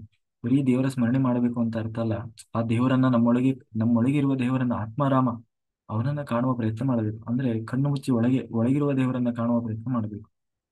ಆ ಸ್ಮರಣೆ ಮಾಡ್ತಾ ಹಾಗೆ ಅಲ್ಲಿ ಈ ಕಡೆ ಯಮದೂತರು ಹೋದ್ರು. ಈ ಯಮದೂತರು ಹೋಗಿ ಯಮಧರ್ಮರಾಜನ ಹತ್ರ ಕೇಳ್ತಾರೆ, ಅಲ್ಲ, ನಾವು ಅನ್ಕೊಂಡಿದ್ವಿ ನೀನೇ ಬಹಳ ಧರ್ಮವನ್ನ ತಿಳಿದವನು, ನೀನು ಧರ್ಮಾತ್ಮ. ಆ ಹಾಗಾಗಿ ಇಲ್ಲಿವರೆಗೂ ನಾವು ಯಾರು ತಪ್ಪು ಮಾಡ್ತಾ ಇದ್ವಿ, ಯಾರು ವೇದ ಉಪನಿಷತ್ತುಗಳಿಗೆ ವಿರುದ್ಧವಾಗಿ ನಡ್ಕೊಳ್ತಾರೆ ಅವರನ್ನ ಅವ್ರ ಪಾಪಿಗಳು ಅಂತ ಹೇಳ್ಕೊಂಡು ಬರ್ತಾ ಇದ್ವಿ, ಹೀಗಾಯ್ತಲ್ಲ ಅಂತ ಹೇಳಿದ್ರೆ ಅದಕ್ಕೆ ಯಮಧರ್ಮ ಹೇಳಿದ, ನಿಜವಾಗ್ಲೂ ಧರ್ಮವನ್ನ ಅರಿತವನು ನಾನಲ್ಲ. ಆ ನಾನು ಕೇವಲ ಆ ಭಗವಂತನ ಸೇವಕ. ಯಾರು ಆ ಅಂದ್ರೆ ಏನು ಲೋಕವನ್ನ ಪರಿಪಾಲನೆ ಮಾಡುವಲ್ಲಿ ನನ್ನದು ಒಂದು ಸಣ್ಣ ಅಧರ್ಮವನ್ನ ನಿರ್ಣಯ ಮಾಡುವ ಕೆಲಸವೇ ಹೊರತು ಇದೇ ಅಧರ್ಮ ಅಂತ ನಿರ್ಣಯ ಮಾಡುವ ಶಕ್ತಿನ ಯೋ- ಏನು ಆ ಸಾಮರ್ಥ್ಯ ನನಗಿಲ್ಲ. ಯಾಕೆಂದ್ರೆ ಯಾವುದು ಧರ್ಮ, ಭಗವಂತನಿಗೆ ಯಾವುದು ಪ್ರಿಯವಾದದ್ದು ಅದೇ ಧರ್ಮ, ಯಾವುದು ಅಪ್ರಿಯವಾದದ್ದು ಅದೇ ಅಧರ್ಮ. ಅವನು ಮಾಡಬಾರದ ಪಾಪ ಮಾಡಿರ್ಬೋದು, ಆದ್ರೆ ಅಂತ್ಯಕಾಲದಲ್ಲಿ ಭಗವಂತನ ನಾಮ ಸ್ಮರಣೆ ಮಾಡಿದ್ದಾನೆ. ಅಲ್ಲ, ದೇವರನ್ನ ಕರೀಲಿಲ್ಲ ಅವನು. ದೇವರನ್ನ ಕರೀದೇ ಇದ್ರು ಕೂಡ ಮಗನ ನೆಪದಲ್ಲಾದ್ರೂ ದೇವರ ನಾಮ ಸ್ಮರಣೆ ಬಂತಲ್ವ ನಾಲಿಗೆಯಲ್ಲಿ. ಆ ಆ ಕ್ಷಣದಲ್ಲೇ ಅವನ ಸಮಸ್ತ ಕರ್ಮವನ್ನ ಕಳೆದುಕೊಳ್ಳುವ ಸಮಯ ಶುರುವಾಯಿತು.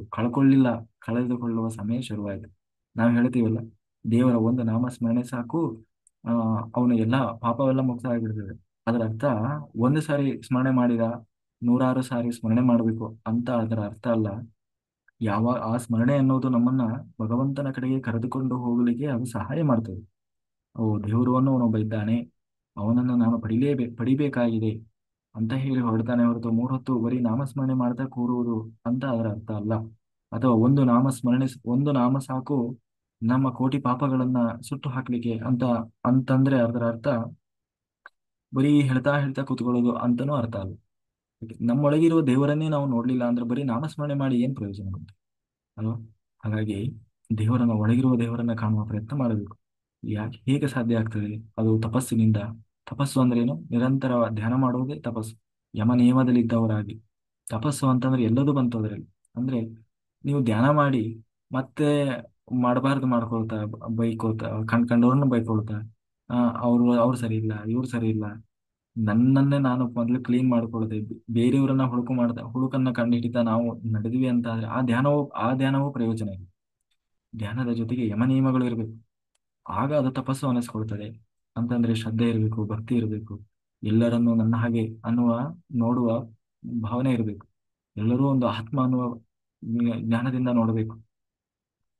ಯಾರು ಏನೇ ಮಾಡ್ಲಿ ಎಲ್ಲರನ್ನ ಕ್ಷಮಿಸುವ ಕ್ಷಮಾಗುಣ ಇರಬೇಕು, ಸತ್ಯ ಇರಬೇಕು, ನ್ಯಾಯ ಇರಬೇಕು, ಧರ್ಮ, ಹೀಗೆ ಎಲ್ಲವನ್ನೂ ಕೂಡ ನಾವು ಅಳವಡಿಸಿಕೊಂಡಾಗ ಆ ಧ್ಯಾನ ಸಾರ್ಥಕವಾಗ್ತದೆ, ಆಗ ಅದು ತಪಸ್ಸಾಗ್ತದೆ. ಇಲ್ಲದೆ ಹೋದ್ರೆ ಅದು ಏನಂತೀವಿ, ಆ ಕಪ್ಪೆಯಲ್ಲಿ ಗಂಗೆ ಮಿಂದ ಹಾಗೆ ಆಗ್ತದೆ.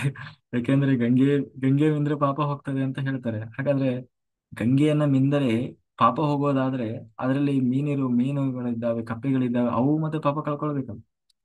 ಅವು ಸ್ವರ್ಗಕ್ಕೆ ಮೋಕ್ಷಕ್ಕೆ ಹೋಗ್ಬೋದಲ್ಲ. ಅದರ ಅರ್ಥ ಹಾಗಲ್ಲ. ಇವನ್ನೆಲ್ಲ ಅಳವಡಿಸಿಕೊಂಡು ಆ ಭಾವನೆಯಿಂದ ನಾವು ಆ ನೀರಿನಲ್ಲಿ ಮುಳುಗಿ ಇನ್ನಾದರೂ ನಮ್ಮ ಕರ್ಮ ಕಳ್ಕೊಳ್ಬೇಕು ಅಂತ ಯಾವಾಗ ಆ ಸ್ಥಿತಿಗೆ ಹೋಗ್ತಾನೆ, ಆಗ ಅವನ ಕರ್ಮ ಕಳೀತದೆ ಹೊರತು ಹೋಗಿ ಮುಳುಗಿದವ್ರದ್ದೆಲ್ಲ ಕರ್ಮ ಅಲ್ಲ. ಹ್ಮ್. ಯಾಕೆಂದ್ರೆ ಮಾಡೋದೆಲ್ಲ ಮಾಡೋದು, ಅಲ್ಲಿ ಹೋಗಿ ಮುಳುಗೋದು ಮುಳುಗೋದು. ಇವಾಗ ಹಾಗಾದ್ರೆ ಆ ಗಂಗಾ ತೀರದಲ್ಲಿ ಇದ್ದವರೆಲ್ಲ ಮಹಾತ್ಮರು ಏನು, ಅವ್ರು ಯಾರು ಹಂಗಾರೆ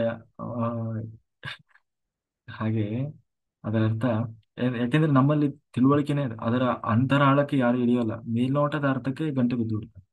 ಈ ಗಂಗೆ ಮಿಂದ್ರೆ ಪಾಪ ಹೋಗ್ತದೆ, ಗಂಗೆ ಮಿಂದ್ರೆ ಪಾಪ ಅಲ್ಲ. ನಿನಗೆ ಪಾಶ್ಚಾತ್ತಾಪ ಆಗಿ ಇನ್ನಾದರೂ ನಾನು ನನ್ನ ತಪ್ಪನ್ನ ತಿಳ್ಕೊಂಡು ಸನ್ಮಾರ್ಗದಲ್ಲಿ ಹೋಗಬೇಕು ಅಂತ ಯಾರು ನಿರ್ಧಾರ ಮಾಡಿ ಹೋಗಿ ಆ ಆ ಭಗವಂತನ ಕಡೆಗೆ ಮುಖ ಮಾಡ್ಲಿಕ್ಕೆ ಹೋಗ್ತಾನೆ, ಅವನಿಗೆ ಒಂದು ಅವಕಾಶ ಅಲ್ಲಿ ತನ್ನ ಪಾಪ ಕಳ್ಕೊಳ್ಳಿ. ಗಂಗೆ ಮಿಂದಾಗ ಆ ಗಂಗೆ ಅವನನ್ನ ಪಾಪ ತೊಳಿತಾಳೆ, ಹೋಗು ಇನ್ನಾದ್ರೂ ಉದ್ಧಾರ ಆಗು ಅಂತ ಹೇಳಿ. ಅದು ಬಿಟ್ಟು ಮಾಡೋದೆಲ್ಲ ಮಾಡೋದು, ಅಲ್ಲಿ ಹೋಗಿ ಮುಳುಗೋದು.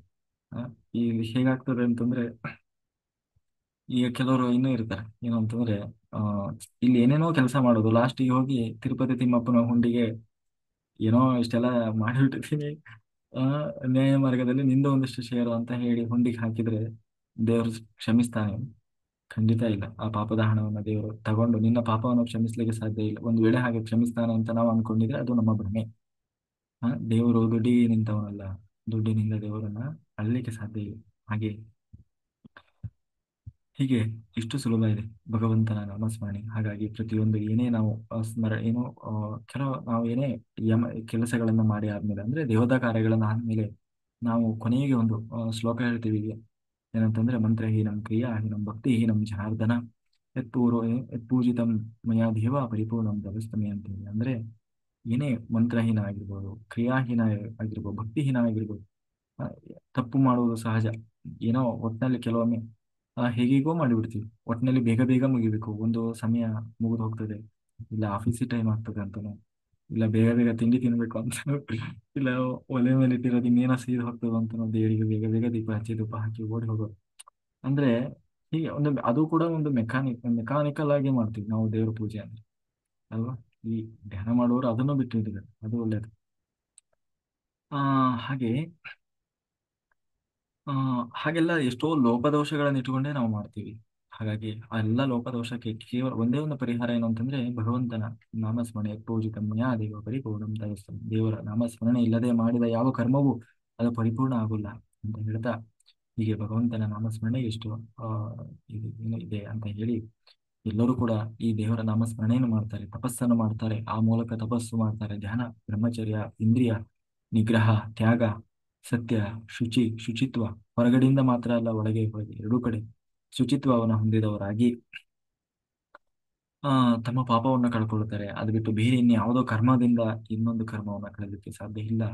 ಅದು ಹೇಗಾಗ್ತದೆ ಅಂತಂದ್ರೆ, ಅದೇ ತಲೆ ಮೇಲೆ ಇರೋದನ್ನ ಭಾರವನ್ನ ಕಳಿಸಿ ಹೆಗಲ ಮೇಲೆ ಇಟ್ಕೊಂಡ ಹಾಗೆ. ಅದು ಸ್ವಲ್ಪ ಹೊತ್ತು ಅಪ್ಪ ಅಂತ ಹೇಳಿ ನಿರಾಳ ಅನಿಸ್ತದೆ, ಆದ್ರೆ ಮತ್ತೆ ಸ್ವಲ್ಪ ಹೊತ್ತಾದ್ಮೇಲೆ ಭುಜವು ಕೂಡ ನಿಲ್ಲಕ್ಕೆ ಶುರು ಮಾಡ್ತದೆ ಹಾಗಂತ ಹೇಳ್ತಾ, ಮುಂದೆ ಈ ಪ್ರಜಾಭಿವೃದ್ಧಿ ಅನ್ನೋದು ಹೇಗೆ ಬೆಳೆದು ಬಂತು ಅನ್ನೋದನ್ನ ಹೇಳ್ತಾ ಹೋಗ್ತಾರೆ. ಪ್ರಿಯವ್ರತನ ವಂಶದಲ್ಲಿ ಪ್ರಾಚೀನ ಬರಿಹಿ ಅಂತ ಹೇಳಿ ಬರ್ತಾನೆ. ಅವನ ಆ ಮಕ್ಕಳಲ್ಲಿ ಬಂದವರು ಪ್ರಚೇತಸರು ಅಂತ ಹೇಳಿ. ಇವರು ಆ ಈ ಪ್ರಚೇತಸರು ಮಾರೀಷ ಅನ್ನುವಂಥ ಹೆಣ್ಣು ಮಗಳನ್ನ ಮದುವೆ ಆಗ್ತಾರೆ. ಅವರ ಒಂದು ದಾಂಪತ್ಯದಿಂದ ಪ್ರಚೇತಸ ಅನ್ನುವಂತಹ ಒಬ್ಬ ಮತ್ತೆ ಮಾರೀಷ, ಅವರಿಬ್ಬರ ದಾಂಪತ್ಯದಿಂದ ದಕ್ಷ ಪ್ರಜಾಪತಿ, ದಕ್ಷನೇ ಮತ್ತೆ ಪುನಃ ದಕ್ಷನಾಗಿ ಹುಟ್ಟಿ ಬರ್ತಾನೆ. ಹಿಂದೆ ಸತೀದೇವಿಯ ತಂದೆ ಅಂತ ಕೇಳಿದ್ವಲ್ಲ, ಅವರು ಆ ದಕ್ಷ ಪ್ರಜಾಪತಿಯೇ ಮತ್ತೆ ಪುನಃ ದಕ್ಷನಾಗಿ ಹುಟ್ಟಿ ಬರ್ತಾನೆ. ಈ ದಕ್ಷನನ್ನ ಪಂಚಜನನ ಮಗಳಾದಂತಹ ಅಸಗ್ನಿಗೆ ಕೊಟ್ಟು ವಿವಾಹ ಮಾಡ್ತಾರೆ. ಈ ದಕ್ಷ ಪ್ರಜಾಪತಿ ಮತ್ತೆ ಅಸಗ್ನಿ ದೇವರನ್ನ ಕುರಿತು ತಪಸ್ಸು ಮಾಡ್ತಾರೆ. ಯಾಕೆಂದ್ರೆ ಇವರನ್ನ ವಿಶೇಷವಾಗಿ ನೀವು ಪ್ರಜಾಭಿವೃದ್ಧಿ ಮಾಡ್ಬೇಕು. ಯಾಕೆಂದ್ರೆ ಇಲ್ಲಿ ಪ್ರಜೆಗಳೇ ಇಲ್ಲ, ಭೂಮಿ ಸೃಷ್ಟಿಯಾಗಿದೆ. ಕೆಲವು ಋಷಿ ಏನು ಬ್ರಹ್ಮ ಮಾನಸ ಪುತ್ರರು ಸೃಷ್ಟಿಯಾಗಿದ್ದಾರೆ. ಇಲ್ಲಿವರೆಗೂ ನಾವು ಈ ಧ್ರುವ ಇಂಥವ್ರನ್ನೆಲ್ಲ ಕೇಳಿದ್ವಲ್ವಾ. ಅವ್ರು ಮಾತ್ರ ಇನ್ನೂ ದೊಡ್ಡ ಮಟ್ಟದಲ್ಲಿ ಪ್ರಜೆಗಳ ಅಭಿವೃದ್ಧಿ ಆಗಿಲ್ಲ, ಪ್ರಜಾಭಿವೃದ್ಧಿ ಆಗ್ಬೇಕಾಗಿದೆ. ಅದಕ್ಕೆ ನೀವು ದೊಡ್ಡ ಮಟ್ಟದಲ್ಲಿ ಪ್ರಜೆಗಳ ಉತ್ಪತ್ತಿ ಮಾಡಬೇಕಾಗಿದೆ ಅಂತ ಹೇಳಿ ಈ ದಕ್ಷ ಪ್ರಜಾಪತಿಯನ್ನ ಕೇಳ್ತಾರೆ. ಆಗ ದಕ್ಷ ಪ್ರಜಾಪತಿ ಕೇವಲ ನಮ್ಮ ಪ್ರಯತ್ನದಿಂದ ದೊಡ್ಡ ಮಟ್ಟದಲ್ಲಿ ಪ್ರಜೆಗಳನ್ನ ಪ್ರಜಾಭಿವೃದ್ಧಿ ಮಾಡ್ಲಿಕ್ಕೆ ಸಾಧ್ಯ ಇಲ್ಲ. ಪ್ರಜೆಗಳನ್ನ ಸೃಷ್ಟಿ ಅಂದ್ರೆ ಮಕ್ಕಳನ್ನ ಸೃಷ್ಟಿ ಮಾಡ್ಲಿಕ್ಕೆ ಸಾಧ್ಯ ಇಲ್ಲ. ಅದಕ್ಕೆ ದೇವರ ವಿಶೇಷ ವರ ಪಡಿಬೇಕು ಅಂತ ಹೇಳಿ ದೇವರನ್ನ ಕುರಿತು ಭಗವಂತನ ಕುರಿತು ತಪಸ್ಸು ಮಾಡಿ ಆ ವಿಶೇಷ ವರನ್ನ ಪಡಿತಾರೆ. ಅದರಿಂದಾಗಿ ಮೊದಲು 10,000 ಮಕ್ಕಳನ್ನ ಪಡಿತಾರೆ. ಹರಿಯೇಶ್ವರರು ಅಂತ ಹೇಳಿ ಅವರನ್ನ ಹರಿಯೇಶ್ವರರು ಅಂತ ಕರೀತಾರೆ. ಅವರನ್ನ ಪುನಃ ಕಳಿಸಿಕೊಡ್ತಾನೆ ಯಾರು, ದಕ್ಷ ಪ್ರಜಾಪತಿ. ಹೋಗಿ ನೀವು ದೇವರನ್ನ ಕುರಿತು ತಪಸ್ಸು ಮಾಡಿ ನನ್ನ ಹಾಗೆ ಮಾಡಿ ಏನ್ ಮಾಡ್ಬೇಕು ಅಂತಂದ್ರೆ, ನೀವು ಕೂಡ ನನ್ನ ಹಾಗೆ ಬಹಳಷ್ಟು ಮಕ್ಕಳನ್ನ ಪಡಿಬೇಕು. ಅದಕ್ಕೆ ನಿಮ್ಮಿಂದ ಬರೀ ನಿಮ್ಮ ಸಾಮರ್ಥ್ಯದಿಂದ ಸಾಧ್ಯ ಇಲ್ಲ. ಅದಕ್ಕೆ ದೇವರ ಅನುಗ್ರಹ ಬೇಕಾಗ್ತದೆ. ಅದಕ್ಕೆ ತಪಸ್ಸು ಮಾಡಿ ಅಂತ ಕಳಿಸ್ಕೊಡ್ತಾನೆ. ಆಗ ನಾರದರು ಅಡ್ಡ ಬರ್ತಾರೆ. ನಾರದರು ಬಂದು ಆ ಹರಿಯೇಶ್ವರರಿಗೆ ಹೇಳ್ತಾರೆ, ನೋಡಿ, ಎಲ್ಲರ ಮುಖ್ಯ ಉದ್ದೇಶ ಯಾವುದು? ಮೋಕ್ಷ ಪಡೆಯೋದು, ಅಂದ್ರೆ ದೇವರನ್ನ ಪಡೆಯೋದು. ನಿಮ್ಗೆ ಯಾಕೆ ಈ ಸಂಸಾರದ ಉಸಾಪರಿ? ನೋಡಿ ನಾನು ಹೆಂಗಿದ್ದೀನಿ, ಸನ್ಯಾಸಿಯಾಗಿ ಆ ಅಂತ ಹೇಳಿ ಅವರಿಗೆ ಏನೋ ವೈರಾಗ್ಯದ ಉಪದೇಶ ಮಾಡಿಬಿಡ್ತಾರೆ. ಹೌದಲ್ವಾ? ನಾವು ನಮ್ಮ ಪ್ರಜೆಗೇನೋ ಬುದ್ಧಿ ಇಲ್ಲ ಅಂತಂದ್ರೆ ನಮಗೂ ಸುಮ್ಮನೆ ಅವ್ರು ಹೇಳಿದ್ರು ಅಂತ ಹೊರಟ್ಬಿಟ್ಟಿದೀವಲ್ಲ. ಅದಕ್ಕೆ ನಮಗೆ ಈ ಸಂಸಾರದ ಉಸಾಪರಿನೇ ಬೇಡ. ನಾವು ಎಲ್ಲ ನಿರಂತರ ತಪಸ್ಸು ಮಾಡ್ತಾ ದೇವರನ್ನ ಪಡೆದು ಬಿಡ್ತೀವಿ ಅಂತ ಹೇಳಿ ಅವ್ರು ಹೋದವ್ರು ಬರೋದೇ ಇಲ್ಲ. ಗೊತ್ತಾಗ್ತದೆ ದಕ್ಷ ಪ್ರಜಾಪತಿಗೆ, ಓಹೋ, ನಾರದರು ನಮ್ಮ ಮಕ್ಕಳ ತಲೆ ಕೆಡಿಸಿದ್ದಾರೆ ಅಂತ ಹೇಳಿ ಇನ್ನೇನು ಮಾಡೋದು ಅಂತ ಹೇಳಿ ಪುನಃ ಆ ಸಗಣಿಯಿಂದ 1,000 ಮಕ್ಕಳನ್ನ ಪರೀತಾರೆ. ಅವರನ್ನ ಶಬಲಾಶ್ವರರು ಅಂತ ಹೇಳ್ತಾರೆ. ಅವರು ಕೂಡ ಹೀಗೆ ಅವರನ್ನ ತಪಸ್ಸು ಮಾಡಿ ಬನ್ನಿ ಮಕ್ಕಳೇ, ನೀವು ಆ ಮೂಲಕ ದೊಡ್ಡ ಮಟ್ಟದಲ್ಲಿ ಪ್ರಜಾಭಿವೃದ್ಧಿ ಮಾಡಬೇಕು ಅಂತ ಹೇಳಿ ಕಳಿಸಿದ್ರೆ ಅವರನ್ನೂ ಹೀಗೆ ನಾರದರು ತಲೆ ಕೆಡಿಸ್ತಾರೆ. ನೋಡಿ, ಅಣ್ಣಂದರು ಹೋದ ದಾರಿಯಲ್ಲಿ ತಮ್ಮಂದರು ಹೋಗ್ಬೇಕು, ದೊಡ್ಡವರು ಹೋದ ದಾರಿಯಲ್ಲಿ ಸಣ್ಣವ್ರು ಹೋಗ್ಬೇಕು. ಅದಕ್ಕೆ ನಿಮಗೆ ಯಾಕೆ ಈ ಸಂಸಾರದ ಸಾಪರಿ ಅಂತ ಹೇಳಿ ಅವರಿಗೂ ವೈರಾಗ್ಯದ ಉಪದೇಶ ಮಾಡಿ ಕಳಿಸ್ಬಿಡ್ತಾರೆ. ಆಗ ದಕ್ಷ ದಕ್ಷಿಣಿಗೆ ಬಹಳ ಸಿಟ್ಟು ಬರ್ತದೆ. ಅಲ್ಲ, ಈ ನಾರದರಿಗೆ ಆ ಯಾಕೆ ಇಷ್ಟು ಸುಮ್ಮನೆ ಇರ್ಬೇಕ ಬಿಡ, ನನ್ನ ಮಕ್ಕಳ ಉಸಾಪರಿ ಇವ್ರಿಗೆ ಯಾಕೆ ಅಂತ ಹೇಳಿ ಶಾಪ ಕೊಟ್ಟು ಬಿಡ್ತಾರೆ. ನೀನು ಒಂದು ಕಡೆ ನಿಲ್ಬೇಡ, ಎಲ್ಲ ಕಡೆ ಸುತ್ತಾಡ್ತಾ ಇರು, ತ್ರಿಲೋಕ ಸಂಚಾರಿಯಾಗಿರು, ಮೇಲೆ ಕೆಳಗೆ ಎಲ್ಲಾ ಲೋಕಗಳಿಗೆ ಸಂಚಾರಿ ಮಾಡುವನಾಗ. ಆಗ ನಾರದರಿಗೆ ಅಲ್ಲ, ಇದು ನನಗೆ ಆ ಏನು ಶಾಪ ಅಂತ ಅನ್ಕೊಳ್ಳಲ್ಲ, ವರ ವರ ಅನ್ಕೊಂತೀನಿ ಅಂತ ಹೇಳಿ ನಾರದರು ಅದನ್ನ ಸ್ವೀಕಾರ ಮಾಡ್ತಾರೆ. ಅವಾಗಿಂದ ನಾರದರು ಒಂದ್ ಕಡೆ ನಿಲ್ಲೋದು. ಅವರು ಒಂದು ಲೋಕಕ್ಕೆ ಸಂಬಂಧಪಟ್ಟವರಲ್ಲ, ಎಲ್ಲಾ ಲೋಕಕ್ಕೂ ಹೋಗ್ತಾರೆ. ಆದ್ರೆ ಈ ಗಂಡು ಮಕ್ಕಳ ಸಹವಾಸನೆ ಬೇಡ ಅಂತ ಹೇಳಿ ಈಗ ದಕ್ಷ ಈಗ ಹೆಣ್ಣು ಮಕ್ಕಳನ್ನ 60 ಜನ ಹೆಣ್ಣು ಮಕ್ಕಳನ್ನ ಬಿಡಿತಾರೆ ಅಸಗ್ನಿಯಿಂದ. ಈ ಹೆಣ್ಣು ಮಕ್ಕಳಿಂದ ಮುಂದೆ ದೊಡ್ಡ ಮಟ್ಟದಲ್ಲಿ ಪ್ರಜಾಭಿವೃದ್ಧಿ ಅನ್ನೋದು ನಡೀತದೆ. ಅದರಲ್ಲಿ 60 ಜನ ಹೆಣ್ಣು ಮಕ್ಕಳು, ಅದರಲ್ಲಿ 10 ಜನ ಧರ್ಮನಿಗೆ ಕೊಟ್ಟು ಮದುವೆ ಮಾಡ್ತಾರೆ. ಇನ್ನು ಕಶ್ಯಪರಿಗೆ 13 ಜನ ಹೆಣ್ಣು ಮಕ್ಕಳನ್ನ ಕೊಟ್ಟು ಮದುವೆ ಮಾಡ್ತಾರೆ. ಚಂದ್ರನಿಗೆ ಒಟ್ಟು 27 ಜನ ಮಕ್ಕಳನ್ನ ಕೊಟ್ಟು ಆ 27 ಜನ ಮಕ್ಕಳೇ ಇವ ನಕ್ಷತ್ರಗಳು, 27 ನಕ್ಷತ್ರಗಳು, ಅಶ್ವಿನಿ, ಭರಣಿ, ಕೃತಿಕಾ ಅಂತ ಹೇಳ್ತೀವಲ್ಲ, ಆ ಒಟ್ಟು 27 ನಕ್ಷತ್ರಗಳೇ ಈ 27 ಚಂದ್ರನ ಪತ್ನಿಯರು. ಇನ್ನು ಭೂತ ಪ್ರಜಾಪತಿಗೆ ಒಟ್ಟು 2 ಜನ ಹೆಣ್ಣು ಮಕ್ಕಳನ್ನು ಕೊಟ್ಟು ಮದುವೆ ಮಾಡ್ತಾರೆ. ಇಲ್ಲ ಅಂಗಿರಾ ಋಷಿಗಳಿಗೆ 2 ಜನ, ಇನ್ನು ಕೃಷಾಶ್ವ ಅನ್ನುವಂತಹ ಋಷಿಗೆ 2 ಜನ ಹೆಣ್ಣು ಮಕ್ಕಳು. ಇನ್ನು ಪುನಃ ಕೊನೆಗೆ 4 ಮಕ್ಕಳನ್ನ ಕಶ್ಯಪರಿಗೆ ಕೊಟ್ಟು ಒಟ್ಟು ಕಶ್ಯಪರಿಗೆ 17 ಜನರನ್ನ ಕೊಟ್ಟು ಮದುವೆ ಮಾಡ್ತಾರೆ. ಹೀಗೆ ದಕ್ಷಿಣ ಮೊಮ್ಮಕ್ಕಳಿಂದಾಗಿ ದೊಡ್ಡ ಮಟ್ಟದಲ್ಲಿ ಪ್ರಜಾಭಿವೃದ್ಧಿ ಅನ್ನೋದು, ಅಂದ್ರೆ ಬೇರೆ ಬೇರೆ ರೀತಿಯ ವಿಧ ವಿಧವಾದಂತಹ ಸಂಕುಲಗಳು, ಜೀವ ಸಂಕುಲಗಳು ಹುಟ್ಟಿ ಬರ್ತವೆ. ಅದರಲ್ಲಿ ಈ ಧರ್ಮನಿಗೆ ಕೊಟ್ಟಂತಹ ಹೆಣ್ಣು ಮಕ್ಕಳು, ಅದರಲ್ಲಿ ಆ ಹೆಣ್ಣು ಮಕ್ಕಳ ಹೆಸರನ್ನ ಹೇಳ್ತಾರೆ, ಭಾನು, ಲಂಬ, ಕುಕುಬ, ವಿಶ್ವ ಅಂತ ಹೇಳಿ. ಈ ವಿಶ್ವ ಮತ್ತೆ ಧರ್ಮ ಇವರಿಬ್ಬರ ದಾಂಪತ್ಯದಿಂದ ವಿಶ್ವೀ ದೇವತೆಗಳು ಹುಟ್ಟಿ ಬರ್ತಾರೆ. ಆಮೇಲೆ ವಸು ಅನ್ನುವ ಹೆಣ್ಣು ಮಗಳಿಂದ ಧರ್ಮ ಮತ್ತೆ ವಸು ಅವರ ಒಂದು ದಾಂಪತ್ಯದಿಂದ ಅಷ್ಟವಸುಗಳು ಹುಟ್ಟಿ ಬರ್ತಾರೆ. ಅಷ್ಟವಸುಗಳು ಅಂತ ನಾವು ಕೇಳ್ತಾ ಇದೀವಲ್ಲ, ಅಂದ್ರೆ 8 ಜನ ವಸುಗಳು ಎಲ್ಲ ದೇವತೆಗಳು. ಅಂದ್ರೆ ಇವರೆಲ್ಲ ಹೋಗಿ ದೇವತೆಗಳಾಗ್ತಾರೆ ಮುಂದೆ. ಈ ಅಷ್ಟವಸುಗಳಲ್ಲಿ ಅವರ ಹೆಸರನ್ನ ಹೇಳ್ತಾರೆ. ಅಷ್ಟವಸುಗಳು ಯಾರ್ಯಾರು ಅಂತಂದ್ರೆ ದ್ರೋಣ, ಪ್ರಾಣ, ಧ್ರುವ, ಅರ್ಕ, ದೋಷ, ಆ ಮತ್ತೆ ಅಸ್ತು ಮತ್ತೆ ವಿಭಾವಸು ಅಂತ. ಈ ವಿಭಾವಸುವೆ ಮುಂದೆ ಭೀಷ್ಮಾಚಾರ್ಯರಾಗಿ ಬರ್ತದೆ. ವಿಭಾವಸು ಅನ್ನುವ ವಸು.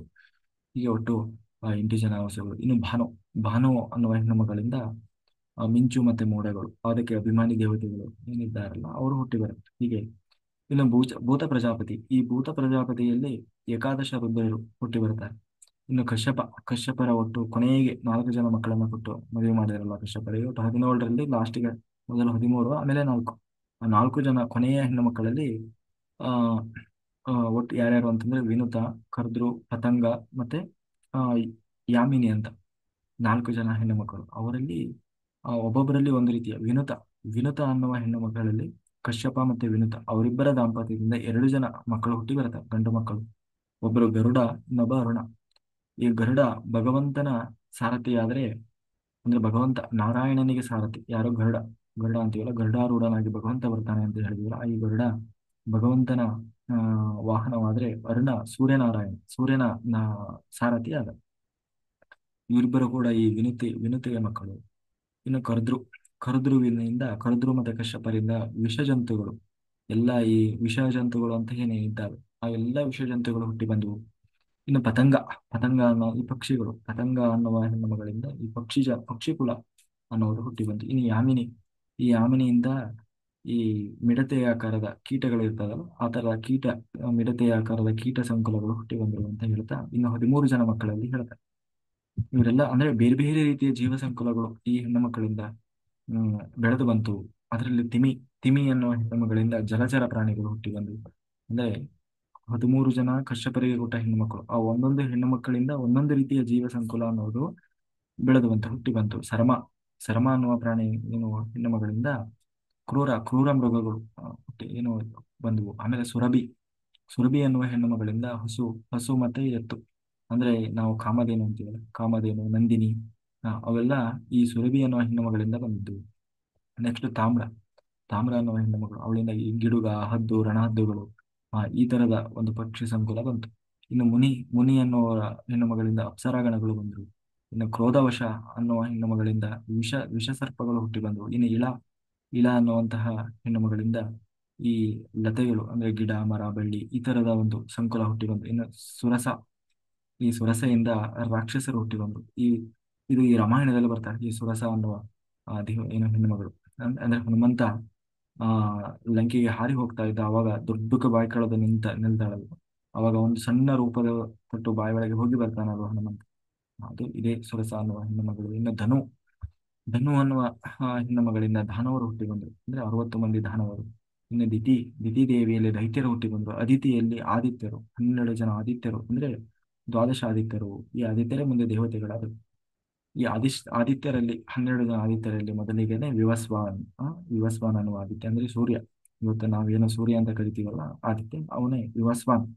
ಈ ವಿವಸ್ವಾನ್ ಅನ್ನುವ ಇವನ ಕಥೆಯನ್ನು ಸ್ವಲ್ಪ ಹೇಳ್ತಾರೆ, ವಂಶವನ್ನ. ಅದರಲ್ಲಿ ಇವನಿಗೆ 2 ಜನ ಹೆಂಡತಿಯರು, ಛಾಯಾ ಮತ್ತೆ ಸಂಜ್ಞಾ ಅಂತ ಹೇಳಿ. ಈ ಛಾಯಾದೇವಿಯಲ್ಲಿ 3 ಜನ ಮಕ್ಕಳು ಹುಟ್ಟಿ ಬರ್ತಾರೆ. ಯಾವ್ದಂದ್ರೆ ಶನೈಶ್ವರ, ಸಾವರ್ಣಿಮನು ಮತ್ತೆ ತಪತಿ ಅಂತ ಹೇಳಿ. ಯಾರು? ಈ ಸೂರ್ಯ ಮತ್ತೆ ಛಾಯಾದೇವಿ, ಇವರಲ್ಲಿ 3 ಜನ ಬರ್ತಾರೆ ಮಕ್ಕಳು. ಅದರಲ್ಲಿ ಶನೈಶ್ವರ, ಸಾವರ್ಣಿಮನು. ಈ ಸಾವರ್ಣಿಮನು ಒಂದು ಮನ್ವಂತರದ ಅಧಿಪತಿ ಆದ್ರೆ, ಶನೇಶ್ವರ ಕರ್ಮಾಧಿಪತಿ ಆಗ್ತಾನೆ, ಕರ್ಮಾಧಿಪತಿ. ಇನ್ನು ತಪತಿ ನದಿ, ಇವಳು ಮುಂದೆ ನದಿಯಾಗಿ ಹರಿತಾಳೆ, ತಪತಿ ನದಿಯಾಗಿ. ಆ ತಪತಿ ನದಿಯ ಅಭಿಮಾನಿ ದೇವತೆ, ಅಂದ್ರೆ ನರ್ಮದಾ ನದಿಯ ಕೆಳಗೆ ಒಂದು ತಪತಿ ಅಂತ ನದಿ ಹರಿತಾಳೆ. ಆ ತಪತಿ, ಇದೇ ತಪತಿ ಯಾರು? ಸೂರ್ಯ ಮತ್ತೆ ಛಾಯಾದೇವಿಯ ಮಗಳು. ಇನ್ನು ಸಂಜ್ಞಾ, ಇವರಿಬ್ರು ಗಂಡು ಮಕ್ಕಳಾದ್ರೆ ಇವಳು ಹೆಣ್ಣು ಮಕ್ಕಳು. ಇನ್ನು ಸಂಜ್ಞಾ ಅನ್ನುವ ಹೆಂಡತಿಯಲ್ಲಿ ಸೂರ್ಯ ತಾನು ಪುನಃ 3 ಜನ ಮಕ್ಕಳನ್ನು ಪಡಿತಾನೆ. ಯಮ ಮತ್ತೆ ಯಮುನಿ, ಇವರಿಬ್ರು ಅವಳಿ ಜವಳಿ ಮಕ್ಕಳು. ಯಮಧರ್ಮರಾಜ ಮತ್ತೆ ಯಮುನೆ ತಾನು ಯಮುನಾ ನದಿಯಾಗಿ ಹರಿತಾಳೆ, ಅಂದ್ರೆ ಆ ಯಮುನಾ ನದಿಯ ತತ್ವಾಭಿಮಾನಿ ದೇವತೆ. ಇನ್ನು ಶ್ರಾದ್ದದೇವ ಆ ಅಂದ್ರೆ ಇವನು ವೈವಸ್ವತ ಆ ಏನು ಮನು ವೈವಸ್ವತ ಮನು, ಇವನೇ ಮುಂದೆ ವೈವಸ್ವತ ಮನುವಾಗಿ ಬರ್ತಾನೆ, ಈ ಶ್ರಾದ್ದದೇವ. ಆಯ್ತಾ? ಆ ಇವರ ಒಂದು ಇದು ಅಂತ ಹೇಳ್ತಾರೆ. ಇನ್ನು ಈ ತ್ವಷ್ಟೃ ಅನ್ನುವ ಆದಿತ್ಯ, ಇದರಲ್ಲಿ ಆ ಆದಿತ್ಯರಲ್ಲಿ ತ್ವಷ್ಟೃ ಅನ್ನುವ ಆ ಆದಿತ್ಯ, ಅವನಿಗೆ ದೈತ್ಯ ಹೆಣ್ಣು ಮಗಳನ್ನು ಕೊಟ್ಟು ಮದುವೆ ಮಾಡ್ತಾನೆ. ರಚನಾ ಅನ್ನುವ ಒಬ್ಬ ದೈತ್ಯ ಹೆಣ್ಣು ಮಗಳನ್ನು ಕೊಟ್ಟು ತ್ವಷ್ಟೃವಿಗೆ ಮದುವೆ ಮಾಡಿದರೆ, ಅವರಲ್ಲಿ ಬರುವವನೇ ವಿಶ್ವರೂಪಾಚಾರ್ಯ. ಈ ವಿಶ್ವರೂಪಾಚಾರ್ಯರು ಮುಂದೆ ದೇವತೆಗಳು, ಅಂದ್ರೆ ದೈತ್ಯರಾಗಿದ್ರು ಕೂಡ ಈ ವಿಶ್ವರೂಪಾಚಾರ್ಯರು ಮುಂದೆ ದೇವತೆಗಳಿಗೆ ಆ ಗುರುಗಳಾಗ್ತಾರೆ. ಆ ಒಂದು ಅಂತ ಹೇಳ್ತಾ ಆ ವಿಶ್ವರೂಪಾಚಾರ್ಯರ ಕಥೆಯನ್ನು ಮುಂದೆ ಹೇಳ್ಕೊಂಡು ಬರ್ತಾರೆ. ಅದನ್ನು ನಾವು ಮುಂದಿನ ತರಗತಿಯಲ್ಲಿ ನೋಡೋಣ ಅಂತ ಹೇಳ್ತಾ, ಕಾಯೇನ ವಾಚಾ ಮನಸೇಂದ್ರಿಯರ್ವಾ ಬುದ್ಧಾತ್ಮನಾ ವಾ ಪ್ರಕೃತೆ ಸ್ವಭಾವ ಕರೋಮಿ ಯದ್ಯತ್ ಸಕಲಂ ಪರಸ್ಮೈ ನಾರಾಯಣಾಯೇತಿ ಸಮರ್ಪಯಾಮಿ. ನನ್ನೊಳಗೆ ಇಲ್ಲಿವರೆಗೂ ಹರಿವಾಯುಗುರುಗಳು ಕುಳಿತು ಏನು ಹೇಳಿಸಿದರೋ ಅಷ್ಟೇ ಹೇಳುವ ಪ್ರಯತ್ನ ಮಾಡಿದ್ದೇನೆ. ಏನೇ ಲೋಪದೋಷ ಬಂದಿದ್ದರೂ ಅದು ನನ್ನ ತಪ್ಪಿನಿಂದ ಬಂದ ಸುಜ್ಞಾನವೆಲ್ಲವೂ ಭಗವಂತನದ್ದು ಅಂತ ಹೇಳ್ತಾ ಆ, ಇಲ್ಲಿಯವರೆಗೆ ಶ್ರದ್ಧಾಭಕ್ತಿಯಿಂದ ಜೂಮ್ ಮತ್ತು ಯೂಟ್ಯೂಬ್ನಲ್ಲಿ ಒಬ್ಬ ಝೂಮಲ್ಲೇ ಯೂಟ್ಯೂಬಲ್ಲೇ ಜಾಸ್ತಿ ಆಗ್ಬಿಟ್ಟಲ್ಪ ಝೂಮ್ ಝೂಮ್ ಮತ್ತು ಯೂಟ್ಯೂಬ್ನಲ್ಲಿ ಭಾಗವಹಿಸಿದಂಥ ಎಲ್ಲ ಧ್ಯಾನವಾಗಿ ಬಂಧುಗಳಿಗೆ ಅನಂತ ಕೋಟಿ ಧನ್ಯವಾದಗಳು. Thank you, thank you, thank you. Okay, masters hand raise ಮಾಡಿ ಮಾತಾಡಿ.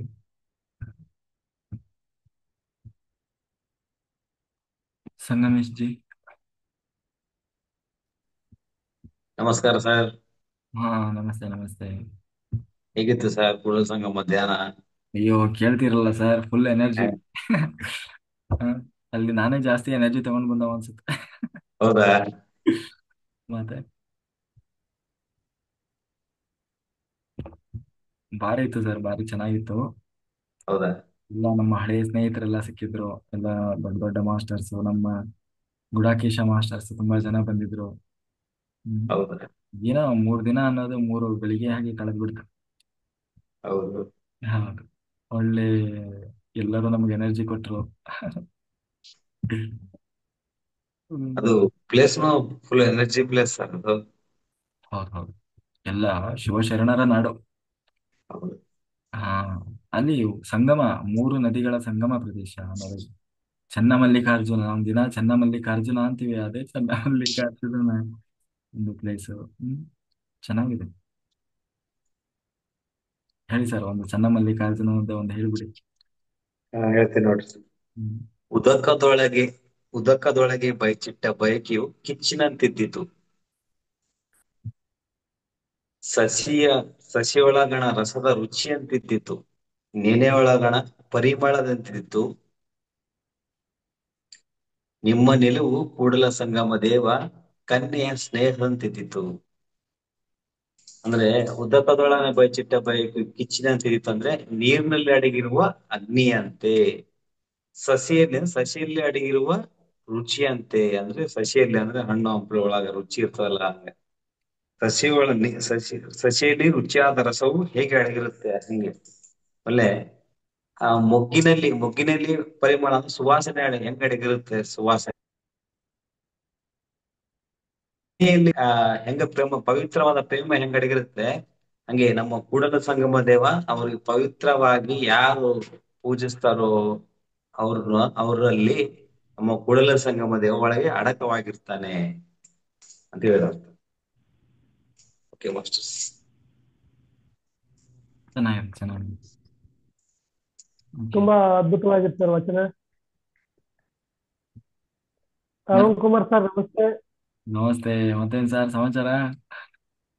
ಮೊದಲು ಎಲ್ಲಾ ಗುಡಾಕೇಶ ನಿದ್ರೆಯನ್ನು ಜಯಿಸಿದ ಯೋಗಿಗಳಿಗೆ ನನ್ನ ವಂದನೆಗಳು, ಹಾಗೂ ಪತ್ರಿಜಿ ಗುರುಗಳಿಗೆ, ಪ್ರಬೋಧ್ ಸರ್ಗೆ ನನ್ನ ಆತ್ಮಪೂರ್ವಕ ವಂದನೆಗಳು. Sir Kudala Sangama super. ಅದರಲ್ಲೂ ನೀವಿದ್ರೆ ಕೇಳ್ತೀರಾ? ನಿಮ್ ಜೊತೆ ಎನರ್ಜಿನೇ ಎನರ್ಜಿ. ನೀವು ಮತ್ತೇನ್ ಸರ್? ಅನ್ನಂಗೆ 3 ದಿನ 3 ದಿನ 3 ಗಳಿಗೆ ಕಳ್ದಂಗಾಯ್ತು ನಮ್ಗೆ. ಅದರಲ್ಲಿ ನಿಮ್ ಜೊತೆ ರೂಮ್ ಶೇರ್ ಮಾಡೋ ಭಾಗ್ಯ ಸಿಕ್ತಲ್ಲ ನಮ್ದು. ನಾವೆಂತ ಪುಣ್ಯವಂತರು. ಹಾಗೆ ಸರ್. ಹ್ಮ್. 3 ದಿನ ನಿಮ್ ಜೊತೆ ರೂಮ್ ಅಲ್ಲಿ, ನಿಮ್ ಜೊತೆ ಈ ಕ್ಲಾಸ್ ಅಲ್ಲಿ ಲೈವ್ ಅಲ್ಲಿ ಜಾಯ್ನ್ ಆಗಿ ನಿಮ್ ಜೊತೆ ಧ್ಯಾನ ಮಾಡುವಂತ ಭಾಗ್ಯ ಸಿಕ್ಕಿದ್ದು ನಾವು ಅದೃಷ್ಟವಂತರು. ಮತ್ತೆ ಅಲ್ಲಿ ಮಾಡಿರುವಂತ ಸೇವೆಯಿಂದ ಕೂಡ ತುಂಬಾ ಎನರ್ಜಿ ಬಂದಿದೆ. ಗುಡಕೇಶ ಬಿಡಲ್ ಸರ್ ನಿಮ್ಗ? ಬಿಡಲ್ಲ ಸರ್, ನಿಜ ಬಿಡಲ್ಲ.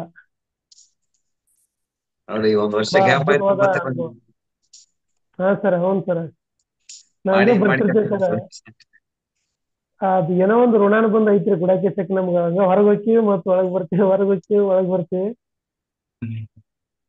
ಇಲ್ಲ, ಈ ಸರಿ ನಿಮ್ಮನ್ನು ಮಾಡ್ಸೇ ಕೈ ಬಿಡೋದು ಆಗಿದ್ದಾಗ್ಲಿ. ಮಾಡ್ತೇನೆ ಸರ್, ಮಾಡೇ ಬಿಡ್ತೇನೆ, ಬಿಡಂಗಿಲ್ಲ. ಮಾಡಿ ಮಾಡಿ ಸರ್. ತುಂಬಾ ಅದ್ಭುತವಾಗಿತ್ತು ಸರ್ ನಿಮ್ ಜೊತೆ ಅಲ್ಲೆಲ್ಲ ಸೇವೆ ಮಾಡಿದ್ದು. ಕೂಡಲ ಸಂಗಮದ ಕಾರ್ಯಕ್ರಮ ಒಂದು ಅದು ಎಂದೂ ಮರಿಲಾರಂತ ಒಂದು ಅದ್ಭುತವಾದ ಕ್ಷಣಗಳು. ಹೌದಾ ಸರ್? ಹೌದು. ತುಂಬಾ ಖುಷಿ ಆಯ್ತು sir. Thank you sir, thank you. Hmm. ನೀವು ಕೂಡ ನಮ್ ಜೊತೆಗೆ ಇದ್ರಿ. ಹೌದು ಸರ್, ಅದೇ ಅದು ನಮ್ಮ ಭಾಗ್ಯ ಸರ್. ನಮ್ದು ಭಾಗ್ಯ ಸರ್ ನಿಮ್ ಅದು. ಜೊತೆ ಏನ್ ಸರ್, ನಿಮ್ ಜೊತೆ ರೂಮ್ ಶೇರ್ ಮಾಡೋದು ನಮ್ಮ ಭಾಗ್ಯ. ಇವ್ರು ಈಗ ಅರುಣ್ ಕುಮಾರ್ ಸರ್, ನೀವು 1 ವರ್ಷ ಆಯ್ತಲ್ರಿ ಈಗ ಅಲ್ಲಿ ಕುಡಲ್ ಸಂಘ ಹೋದ್ ಬಂದ್ಮೇಲೆ ಗುಡಕೇಶ್ ಹೇಳಿದ್ರಿ ನೀವು ಲಾಸ್ಟ್ ಹೌದು ಇಯರ್. ಹೌದು. ಹ್ಮ್. ಸರ್ ಅವರು ನಾವು ಸೇರೇ ಸ್ಟಾರ್ಟ್ ಮಾಡಿದ್ವಿ ಸರ್ ಗುಡಾಕೇಶ. ಹೌದ್ರಿ.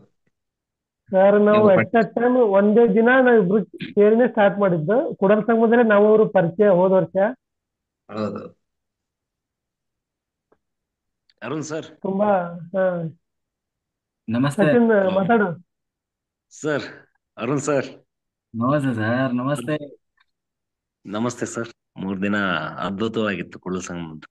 ಹಾ ಅದ್ಭುತವಾಗಿತ್ತು. 3 ದಿನ ಜರ್ನಿ ಹೋಗಿದ್ದೆ ಗೊತ್ತಾಗ್ಲಿಲ್ಲ. ಹ್ಮ್ ಮತ್ತೆ ಚೆನ್ನಾಗಿತ್ತು ಸರ್ ಸರ್. ನೀವೆಲ್ಲ ಬೇಗ ಹೋದ್ರಿ. 5 ಗಂಟೆ ಆಗಿತ್ತು, ಸನ್ಮಾನ ಮಾಡಿದ್ರು ಎಲ್ಲ ವಾಲಂಟಿಯರ್ಸ್ಗೆ. ಹ್ಮ್ ಅದೇ ಸ್ವಲ್ಪ ಮಿಸ್ ಆಯ್ತು, ನಿಮ್ದು ಟ್ರೈನ್ ಇರೋ ಸಂಬಂಧ ನೀವು ಬೇಗ ಹೋದ್ರಲ್ಲ. ಓಕೆ. ಎಲ್ಲ ವಾಲಂಟಿಯರ್ಸ್ಗೆ 5 ಗಂಟೆಗೆ ಸನ್ಮಾನ ಮಾಡಿದ್ರು. ನಿಮ್ ಪರವಾಗಿ ಕೂಡ ನಾನೇ ತಗೊಂಡೆ.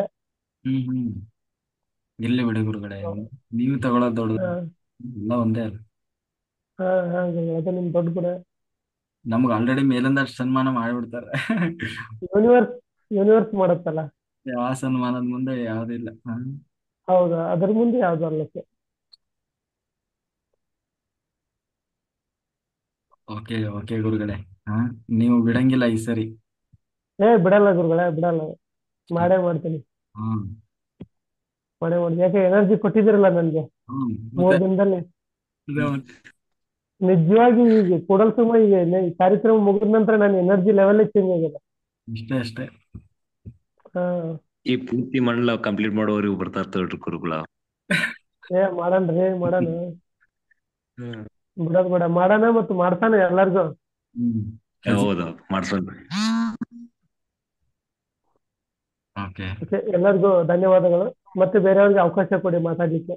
ಓಕೆ. ಏಂಜಲ್ ದೀಪಾ ಮಾಸ್ಟರ್ ಮಾತಾಡಿ. ದೀಪ ಹಾ ಸರ್, ನಿಮ್ ಬಂದಿದ್ವಲ್ಲ ಸರ್, ದೀಪ ಸರ್, ಸ್ಟೇಜ್ ಅಲ್ಲೇ ನಂಗೆ ಜಾಸ್ತಿ ಅವಕಾಶ ಆಯ್ತು ಸರ್ ನನಗೆ. ಹಾ ನಮಸ್ತೆ ಮೇಡಮ್, ನಮಸ್ತೆ. ದೀಪ ನೀವು ಎಲ್ಲಿ ಕತ್ಲಲ್ಲಿ ಕುತ್ಕೊಂಡ್ಬಿಟ್ಟಿರಲ್ಲ ಮೇಡಮ್. ಹ್ಮ್ ನಂಗೆ ಸ್ಟೇಜ್ ಜಾಸ್ತಿ ಇತ್ತು. ನಿಮ್ಗೆ ಅಂದ್ರು ನಮ್ಮ ಫ್ರೆಂಡ್ ಒಬ್ಳು ಅಂದ್ಲು, ಹ್ಮ್ ನಾನು ಇವಾಗ ಗುಡಾಕೇಶ ಮಾಡ್ತೀನಿ, ನಾನ್ ಮಾತಾಡ್ಸ್ಬೇಕಂದ್ರೆ ಸಿಕ್ಕಿಲ್ಲ ನೀನು, ಅವ್ರನ್ನ ಭೇಟಿ ನಾನ್ ಮಾತಾಡ್ಸ್ದೆ ಅಂತಂದ್ರು. ತುಂಬಾ ಖುಷಿ ಆಗಿದೆ ಅವ್ರನ್ನೆಲ್ಲ ನಿಮ್ ನೋಡಿ. ಅಷ್ಟೇ ಅಷ್ಟೇ. ಗುಡಾಕೇಶ ಮಾಸ್ಟರ್ ಅಂತಾನೆ ಹೇಳಕ್ ಕುಂತ್ಬಿಟ್ಟಾರೆ. ಮಾಡಿ ಸರ್, ಚೆನ್ನಾಗಿದೆ ನಿಮ್ ಪ್ರೋಗ್ರಾಮ್ಸ್ ಎಲ್ಲ. Thank you madam, thank you. ಎಲ್ಲ ನಿಮ್ಮ ನೆಕ್ಸ್ಟ್ ಉಡುಪಿಗೆ ಬರ್ತೀವಿ ಸರ್ ನಾವುನು. ಉಡುಪಿಗೆ ಉಡುಪಿಲಿ ಆಲ್ರೆಡಿ ಕೃಷ್ಣ ಟೆಂಪಲ್ ಹತ್ರನೇ ಸಿಕ್ಕಿದೆ ಪ್ಲೇಸು. ಆ ಕೃಷ್ಣ ಟೆಂಪಲ್ ಅವ್ರದ್ದೇ. Okay sir. ಹ್ಮ್ ಕೃಷ್ಣನ್ ಜೊತೆಗೇನೆ. ಓಕೆ ಸರ್, ತುಂಬಾ ಥ್ಯಾಂಕ್ ಯು. ಹ್ಮ್ ಆ, ಯಾರು ಉಡುಪಿ ಧ್ಯಾನ ಯಜ್ಞದಲ್ಲಿ ಭಾಗವಹಿಸ್ತಾರೆ ಅವರಿಗೆ ವೈಕುಂಠ ಲೋಕದಲ್ಲಿ 1 ಸೀಟ್ ರಿಸರ್ವ್. ಇದು ಮಾತ್ರ ಪಕ್ಕ. ಹ್ಮ್ ಹ್ಮ್ ಯಾರಿಗೆ ಮೇಲೆ ರಿಸರ್ವ್ ಮಾಡ್ಬೇಕೋ ಕೃಷ್ಣ ಫೇವ್ರೆಟ್ ಕಾರ್ಡ್ ಸರ್ ನನಗೆ. ಅಷ್ಟೇ ಅಷ್ಟೇ. ಹ್ಮ್ ಯಾಕೆಂದ್ರೆ ಅದು ಒಂದಾದ್ಮೇಲೆ ಒಂದು ದಿನ ಬರ್ತಾ ಇದೆ ಅದ್ರ ಬಗ್ಗೆ ವಿಷನ್. ಹಾ ಎಷ್ಟು ಜನರಿಗೆ ಹ್ಮ್ ವಿಷನ್ ಬರ್ತಾ ಇದೆ ಅಂದ್ರೆ, ಹ್ಮ್ ಅಂದ್ರೆ ಏನೋ ದೊಡ್ಡದು ನಡೀಲಿಕ್ಕಿದೆ. ಕೃಷ್ಣ ಏನೋ ಸ್ಕೆಚ್ ಹಾಕಿದ್ದಾರೆ. ಫೇವ್ರೆಟ್ ಗಾಡ್ ಸರ್ ಅದು ಕೃಷ್ಣ. ಅಷ್ಟೇ. ಕೃಷ್ಣ ಯಾರಿಗೆ ಇಷ್ಟ ಇಲ್ಲ ಹೇಳ್ರಿ. ಅದೇ ಮತ್ತೆ. ನೀವು ಬಹಳ ಕೆಲಸ ಮಾಡಿದ್ರಿ ಮೇಡಮ್. ನೀವು ತುಂಬಾ ಹೌದು ಸರ್. ಹಾ, ನಿಮಗೂ ನಿಮ್ಮ ಸೇವೆನೂ ಅಪಾರ ಇದೆ. ಕೂಡಲ ಸಂಗಮದ ಯಶಸ್ವಿ ಹಿಂದೆ ನಿಮ್ಮ ಸೇವೆ ಇದೆ. ನಿಮ್ಮಂತರ ಜೊತೆಗೆ ನಾವು ಆ, ಆ, ಸೇವೆ ಮಾಡುವ ಭಾಗ್ಯ. ಚೆನ್ನಾಗಿತ್ತು ಮೇಡಮ್, ಚೆನ್ನಾಗಿತ್ತು. Okay sir, thank you sir. ಮಾಡಿ ಮೇಡಮ್, ನೀವು ಕಂಪ್ಲೀಟ್ ಮಾಡಿ ಒಂದು ಮಂಡಲ. ಓಕೆ ಸರ್, ಮಾಡೋಣ ಮಾಡೋಣ. ಹಾ okay madam, okay. Okay. Surekha master. ನಮಸ್ಕಾರ ಸರ್, ವಂದನೆಗಳು ನಿಮಗೆ, ಕೋಟಿ ಕೋಟಿ ವಂದನೆಗಳು. ಕೂಡಲ ಅಬ್ಬಾ ಸಂಗಮದಲ್ಲಿ ಮಿಂದು ಬಂದಿದ್ದೀರಾ. ನಮಗೆಲ್ಲ ಅಲ್ಲಿಂದ ಎನರ್ಜಿ ಕಳ್ಸಿದ್ದೀರಾ. ಆ 3 ದಿವಸ ಎಷ್ಟು ಚೆನ್ನಾಗ್ ಆಯ್ತು ಅಂದ್ರೆ ಅರುಣ್ ಸರ್ ಎನರ್ಜಿ ಅವ್ರು ಅಲ್ಲಿದ್ರು ಇಲ್ಲಿದ್ದ ಹಾಗೆ ನಮಗೆ ಭಾಸನ ಆಗ್ತಾ ಇತ್ತು, ಅನ್ನಿಸ್ತಾ ಇತ್ತು. ಆ, ಆಮೇಲೆ ನೀವು ಅಲ್ಲಿದ್ದಾಗ ಎಲ್ಲರಿಗೂ ಕೆಲವೊಂದು ಅದ್ಭುತವಾದ ಅನುಭವಗಳು ಆಗಿದ್ದಾವೆ. ಹ್ಮ್ ಹ್ಮ್ ಇನ್ನೊಂದು ಹೇಳಕ್ ಇಷ್ಟಪಡ್ತೀನಿ ಸರ್. ನೀವ್ ಹೇಳಿದ್ರಿ ಇವಾಗ ಏನೋ ಒಂದು ದೊಡ್ಡ ಸಾಧನೆ ಇದೆ ಅಂತ. ಆ ನನಗೂ ಅದೇ ತರ ಒಂದು ವಿಷನ್ಸ್ ಬಂದಿದೆ. ಆ ತುಂಬಾ ದೊಡ್ಡ ಸಾಧನೆ ಆಗೋದಿದೆ. ಅದು ಹೇಳುವ ಅಪ್ಪಣೆ ಕೊಟ್ಟಾಗ ನಾನು ಆಮೇಲೆ ಹೇಳ್ತೀನಿ ಸರ್. ಅದು ಏ, ಅಂದ್ರೆ ನಮ್ ಕ್ಯೂರಿಯಾಸಿಟಿ ತಡೆಯಕ್ ಆಗ್ತಿಲ್ಲ, ಹೇಳ್ಬಿಡ್ರಿ. ಅಂದ್ರೆ ಆ ಸರ್, ಇಲ್ಲಿ ಕೃಷ್ಣರಾಧ ಅವ್ರದ್ದು ಟ್ವೀನ್ ಇದ್ರಲ್ಲಿ ಒಂದು ಬರ್ತ್ ಆಗಿದೆ ಆಲ್ರೆಡಿ. ಧರ್ಮ ಧರ್ಮಕ್ಕಾಗಿ ಒಂದು ಯುದ್ಧ ಯುದ್ಧದ ತರ ನಡೆಯೋದಿದೆ. ಅವರಿಬ್ಬರ ನೇತೃತ್ವದಲ್ಲಿ ನಡೆಯೋದಿದೆ ಸರ್ ಅದು. ಓಕೆ. ಅಂದ್ರೆ ಧರ್ಮ ಅಧರ್ಮದ ಮಧ್ಯೆ ನಡೀತಾ ಇರುವ ಯುದ್ಧ ಅಂತ ಒಂದು ವಿಷನ್ಸ್ ಬಂದಿದೆ. ಸೊ ನೀವು ಅಲ್ಲಿ ಕುತ್ಕೊಂಡು ನೀವು ನಿಮ್ ಬಾಯಿಂದ ಅದೇ ಬಂತು. ನಾನು ನಿನ್ನೆನೂ ಏನೋ ಹೇಳಕ್ ಪ್ರಯತ್ನ ಪಟ್ಟೆ, ಆದ್ರೆ ಅದು ಯಾಕೋ ಅಲ್ಲಿಗೆ ಸ್ಟಾಪ್ ಮಾಡ್ತು ನನ್ಗೆ. ಸೊ ನಾನು ಹೇಳಲಿಲ್ಲ. ಇವತ್ತು ನಾನು ಅನ್ಕೊಂಡಿದ್ದೆ ಹೇಳೋ ಬೇಡ ಅಂತ. ಬಟ್ ಶ್ರೀಕೃಷ್ಣ ಪರಮಾತ್ಮ ಎದುರುಗಡೆನೆ ಕುತ್ಕೊಂಡು ಹೇಳಿ ಅಂತ ಹೇಳಿದಾಗ ಅದು ಹೇಳಕ್ಕೆ ಅಪ್ಪಣೆ ಆಯ್ತು ಅನ್ಸುತ್ತೆ ಸರ್. ನನ್ಗೆ ತುಂಬಾ ಖುಷಿ ಆಗ್ತಾ ಇದೆ ನೀವ್ ಹೇಳಿದ ವರ್ಡ್ ಕೇಳಿ. ದೊಡ್ಡದೇನೋ ಆಗದಿದೆ ಅಂತ ನೀವ್ ಹೇಳಿದ್ರಿ. ಸತ್ಯವಾಗ್ಲೂ ನನ್ ಬಂದಿದೆ ಆ ವಿಷನ್ಸ್. ಹಿಂಗೆ ಧರ್ಮ ಅಧರ್ಮದ ಯುದ್ಧವಾಗದಂಥದ್ದು ದೊಡ್ಡ ಸಾಧನೆ ಇದೆ. ಅಲ್ಲಿ ಅದೇ ಒಂದು ದೊಡ್ಡ ಎನರ್ಜಿ ಪಾಸ್ ಆಗೋದಿದೆ ಅಲ್ಲಿ, ಆ ಕ್ಷೇತ್ರ ಇರ್ಬೋದು. ಅಲ್ಲಿ ಏನೋ ಒಂದು ದೊಡ್ಡ ಬದಲಾವಣೆ ಬರ್ಲಿಕ್ಕಿದೆ ಆ ಮೂಲಕ ಎಸ್ ಒಂದು ಸರ್. ಎಸ್. ಆ ಒಂದು ಸತ್ಕರ್ಮದಲ್ಲಿ ನಾವು ಎಲ್ಲರೂ, ಯಾಕೆಂದ್ರೆ ಲೋಕ ಕಲ್ಯಾಣಾರ್ಥವಾಗಿ ಅಂತ ನಡೀತಾ ಇರೋದಲ್ವಾ ಈ ಪ್ರತಿಯೊಂದು. ಯಾವುದೇ ಧ್ಯಾನ ಯಜ್ಞ ಇರ್ಬೋದು, ಅಲ್ಲಿ ಉದ್ದೇಶ ಲೋಕ ಕಲ್ಯಾಣದೇ ಇರ್ತದೆ.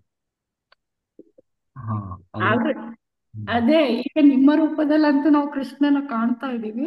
ಸೊ ಕೃಷ್ಣ ರಾಧಾ ಅವರು 2 ದೇಹ 1 ಆತ್ಮ ಅಂತ ನನಗೆ ಭಾಸ್ತ ಆಗಿದೆ ಸರ್. ಅದರದ ಬಗ್ಗೆ 5ನೇ ಅಧ್ಯಾಯ ಸ್ಟಾರ್ಟ್ ಮಾಡಿದಾರಲ್ವಾ ಇವರು, ಶಾಂತಲಾ ಮ್ಯಾಮ್. ಅಂದ್ರೆ ಆ 5ನೇ ಅಧ್ಯಾಯದಲ್ಲಿ ಶಾಂತಲಾ ಮ್ಯಾಮ್ ಅವರು ಯೋಗಿ ಆತ್ಮಕಥೆಯಲ್ಲಿ 5ನೇ ಅಧ್ಯಾಯ ನಾನು ನೋಡಿಲ್ಲ, ಯಾವುದು ನೋಡಿರ್ಲಿಲ್ಲ. ಯಾಕೋ ಗೊತ್ತಿಲ್ಲ ನನ್ಗೆ. ಸಂಡೆ ಬೆಳಗ್ಗೆ ಅದನ್ನು ನೋಡು ಅಂತ ವಿಷನ್ ಬಂತು. ಸೊ ಅದನ್ನ ನೋಡಿದಾಗ ನಾನು 15 ಡೇಸ್ ಬ್ಯಾಕ್ ಅದನ್ನ ನೋಡಿದಕ್ಕೆ ಉತ್ತರ ಅದ್ರಲ್ಲಿತ್ತು ಸರ್, ಆನ್ಸರ್ ಅದ್ರಲ್ಲಿತ್ತು. Okay madam. Okay. Thank you sir. Thank you very much. Savita master.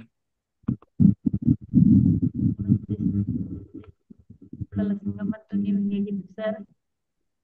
ಹಾ, ನಮಸ್ಕಾರ ಮೇಡಮ್. ನಮಸ್ಕಾರ. ಜೋರಾಗಿ ಮಾತಾಡಿ ಮೇಡಮ್. ಅರುಣ್ ಕೇಳಿಸ್ತದಾ? ಕುಮಾರ್ ಸರ್ ಮೇಡಮ್ ಕ್ವಶನ್ಗಳು ಬಾಳ ಕೇಳಿದ್ರಪ್ಪ ನೀವು ಹೋದಾಗ. ಯಾರಿಗೆ?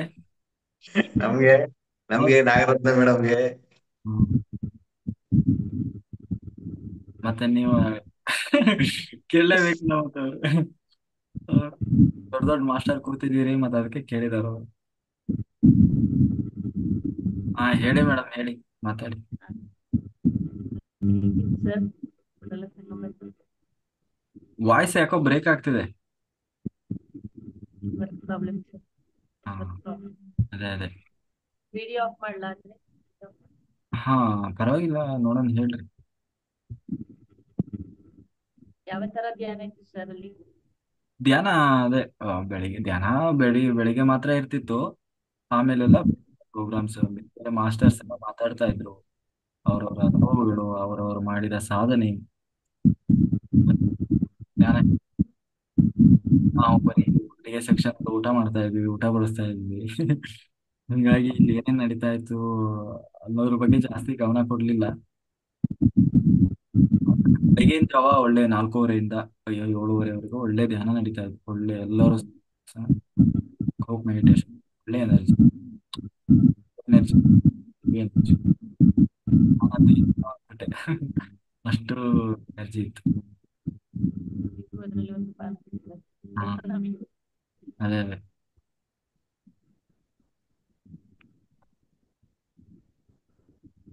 Okay master. ಇವತ್ತು ಕಗ್ಗ ಇಲ್ವಾ? ಹಾ ಇದೆ ಇದೆ. ಹೇಳಿ. ಮೇಲೆ ಕೆಳಗೊಳಗೆ ಪಳಿಸುತ್ತಲೆತ್ತೆತ್ತಲು ಮೂಲೆ ಮೂಲೆಯಲ್ಲಿ ಬಿಚ್ಚುಲ್ಲ ಹರಿಯುಂಟು ಧೂಳಿಕಣ ಭೂಗೋಳ ರವಿಚಂದ್ರ ತಾರೆಗಳ ಚಾಲಿಪುದು ಬಿಡು ಕೊಡದೆ ಮಂಕುತಿಮ್ಮ.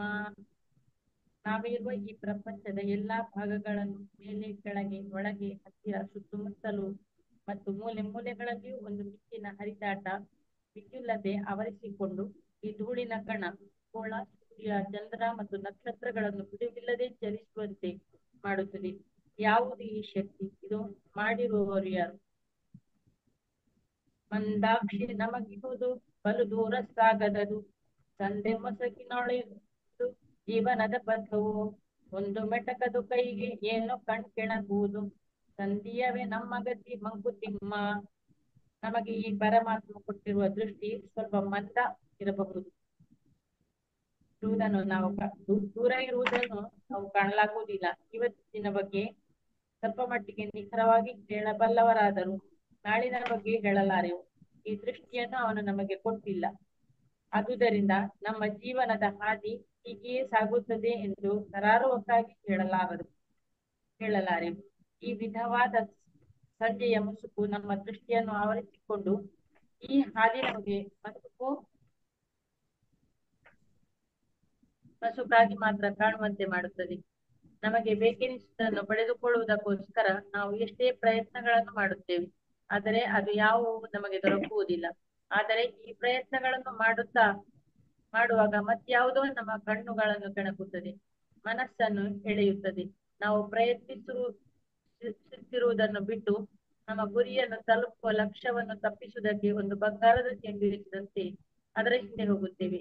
ಈ ಪರಿಸ್ಥಿತಿಯಲ್ಲಿ ನಮ್ಮ ಮನಸ್ಸು ಯಾವಾಗಲೂ ಸಂದೇಹ ಮತ್ತು ಸಂದಿಗ್ಧತೆಗಳಲ್ಲಿ ಇರುತ್ತದೆ. Super madam, super.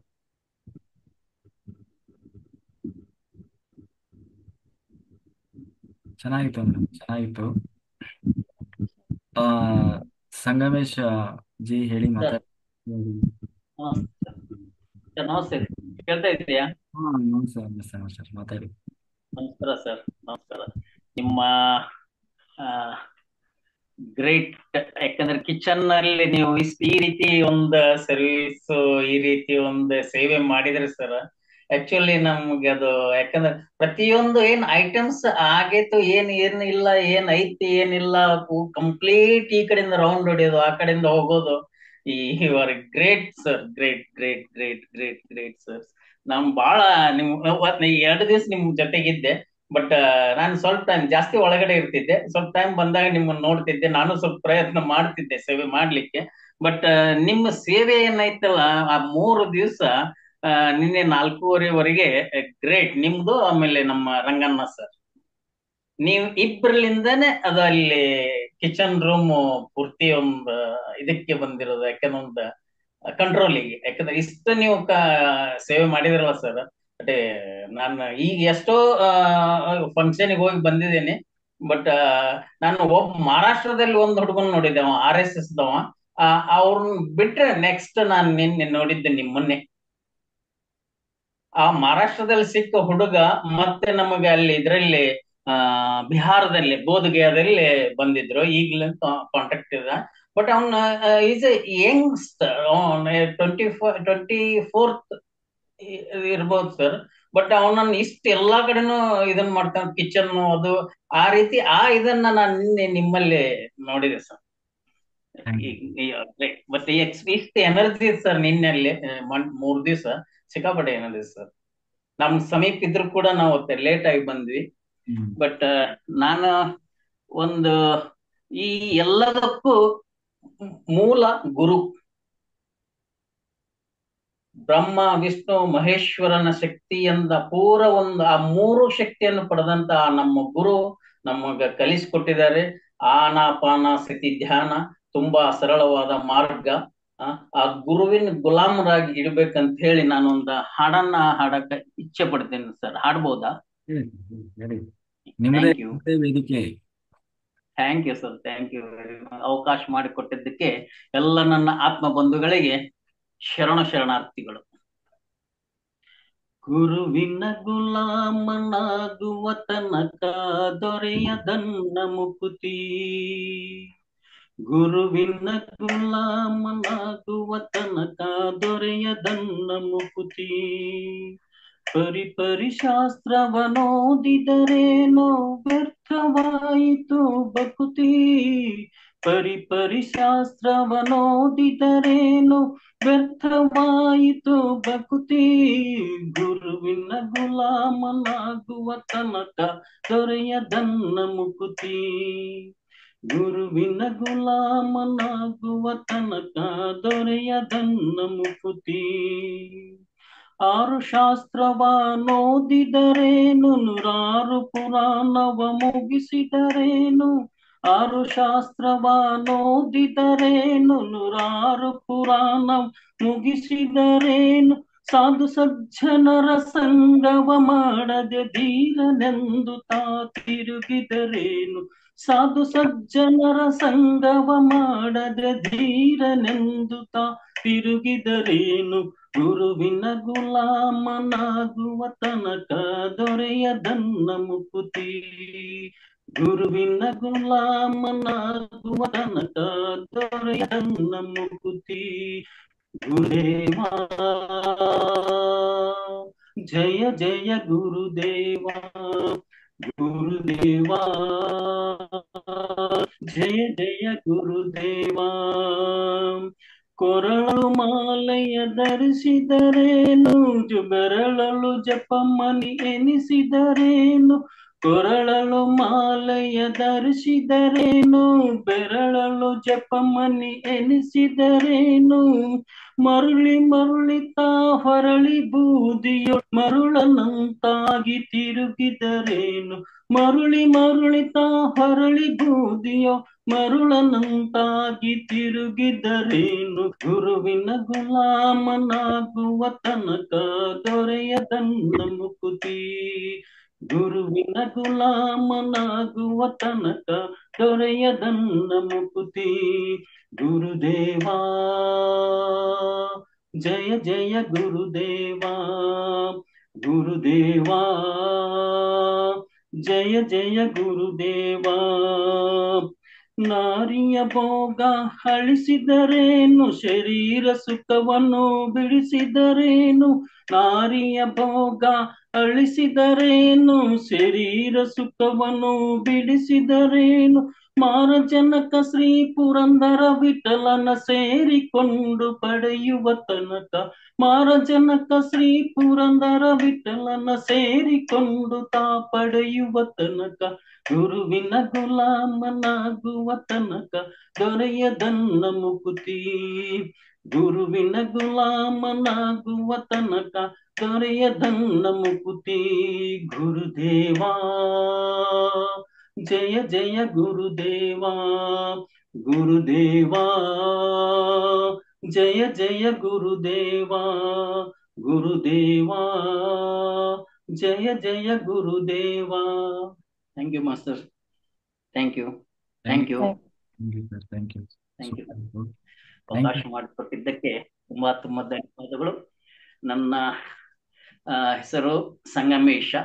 ಸಂಗಮೇಶ ಅಂದ್ರೆ ಇದು ನನ್ನ ದೇಹಕ್ಕಿಟ್ಟ ಹೆಸರು, ಆತ್ಮಕ್ಕಲ್ಲ. We are all one soul masters. We are all one soul. ನಾವೆಲ್ಲರೂ ಒಂದು ಆತ್ಮ ಬಂಧುಗಳು. ಎಲ್ಲೋ ನಾವು, ಎಲ್ಲೋ ನೀವು, ಎಲ್ಲಿಂದನೋ ಆ ಗುರುಜಿ ನಮಗೆ ಕನೆಕ್ಟಿವಿಟಿ ಮಾಡಿಕೊಡ್ತಾ ಇದ್ದಾರೆ. ಅವರಿಂದನೇ ಎಲ್ಲವೂ, ನಮ್ಮದು ಏನಿಲ್ಲ, ಎಲ್ಲಾ ಗುರುವಿಂದನೇ. ಶರಣಾರ್ಥಿಗಳು. ಇಲ್ಲಿವರೆಗೆ ಮಾತನಾಡಲಿಕ್ಕೆ ಅವಕಾಶ ಮಾಡಿಕೊಟ್ಟಿದ್ದಕ್ಕೆ ಎಲ್ಲ ಆತ್ಮ ಬಂಧುಗಳಿಗೆ ಶರಣಾರ್ಥಿಗಳು. ಸರ್ ನಮಸ್ತೆ. Thank you sir, thank you. ಆಮೇಲೆ ಅದೇ, ನಾವು ಮನುಷ್ಯನಿಗೆ ಆಧ್ಯಾತ್ಮಿಕ ಸಾಧನೆ ಇರ್ಬೋದು. ಆಧ್ಯಾತ್ಮಿಕ ಸಾಧನೆ ಮಾಡ್ತಾ ಮಾಡ್ತಾ ಜೊತೆಗೆ ಬರೋದೇನು ಅಂತಂದ್ರೆ ಅಹಂಕಾರ. ನಾನು ಬಹಳ ದೊಡ್ಡ ಮಾಸ್ಟರು, ನಾನು ಬಹಳ ದೊಡ್ಡ ಸಾಧನೆ ಮಾಡಿದ್ದೀನಿ, ಅಥವಾ ನಾನು ಗ್ರೇಟ್ ಮಾಸ್ಟರ್. ಈ ತರ ಆ ಅಹಂಕಾರ ಅನ್ನೋದು ಕೂಡ ಸಾಧನೆಯ ಒಟ್ಟಿಗೆ ಬರ್ತದೆ. ಆ ಅಹಂಕಾರ ಖಂಡನೆ ಆಗಬೇಕು ಅಂತಂದ್ರೆ ಅದಕ್ಕಿರೋದು ಏಕೈಕ ಮಾರ್ಗ ಅಂತಂದ್ರೆ ಸೇವೆ ಮಾಡಬೇಕು. ಮಹಾತ್ಮರ ಸೇವೆ ಮಾಡಬೇಕು. ಯಜ್ಞಗಳು, ಯಾಗಗಳು, ಅಲ್ಲಿ ಹೋಗಿ ನಾನು ದೊಡ್ಡವ ಅನ್ನೋದು ಮರಿಬೇಕು ಫಸ್ಟ್.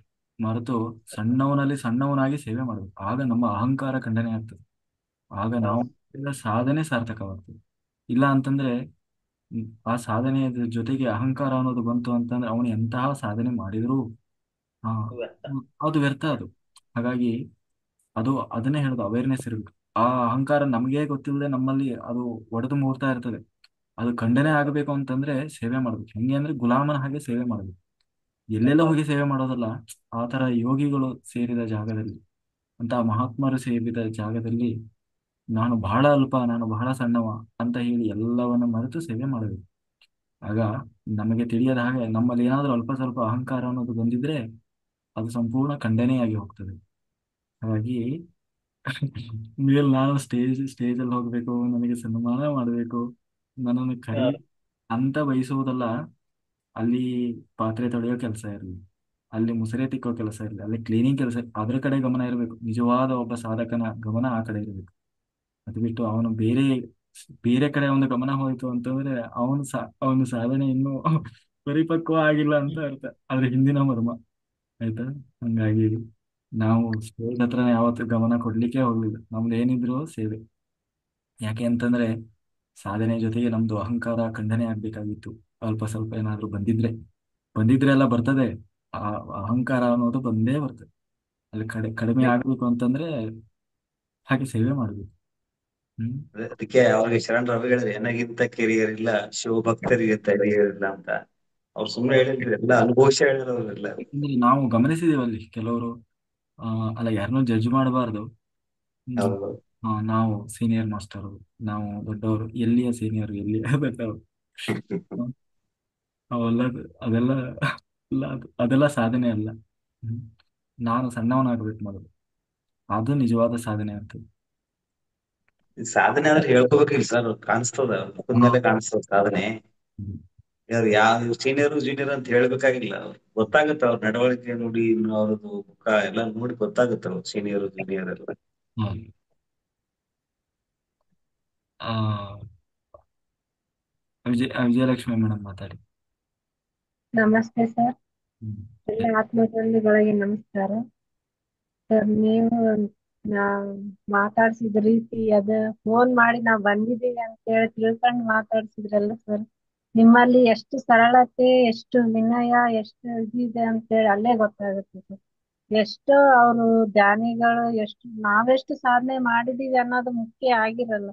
ನಮ್ಮಂತವ್ರನ್ನು ಸಹಿತ ಗುರುತಿಸಿ ಮಾತಾಡಿಸೋ ಒಂದು ಅಷ್ಟು ಒಳ್ಳೆ ಗುಣ ಇರೋ ನಿಮ್ಗೆ ಎಷ್ಟು ಥ್ಯಾಂಕ್ಸ್ ಹೇಳಿದ್ರು ಸಾಲದು ಸರ್.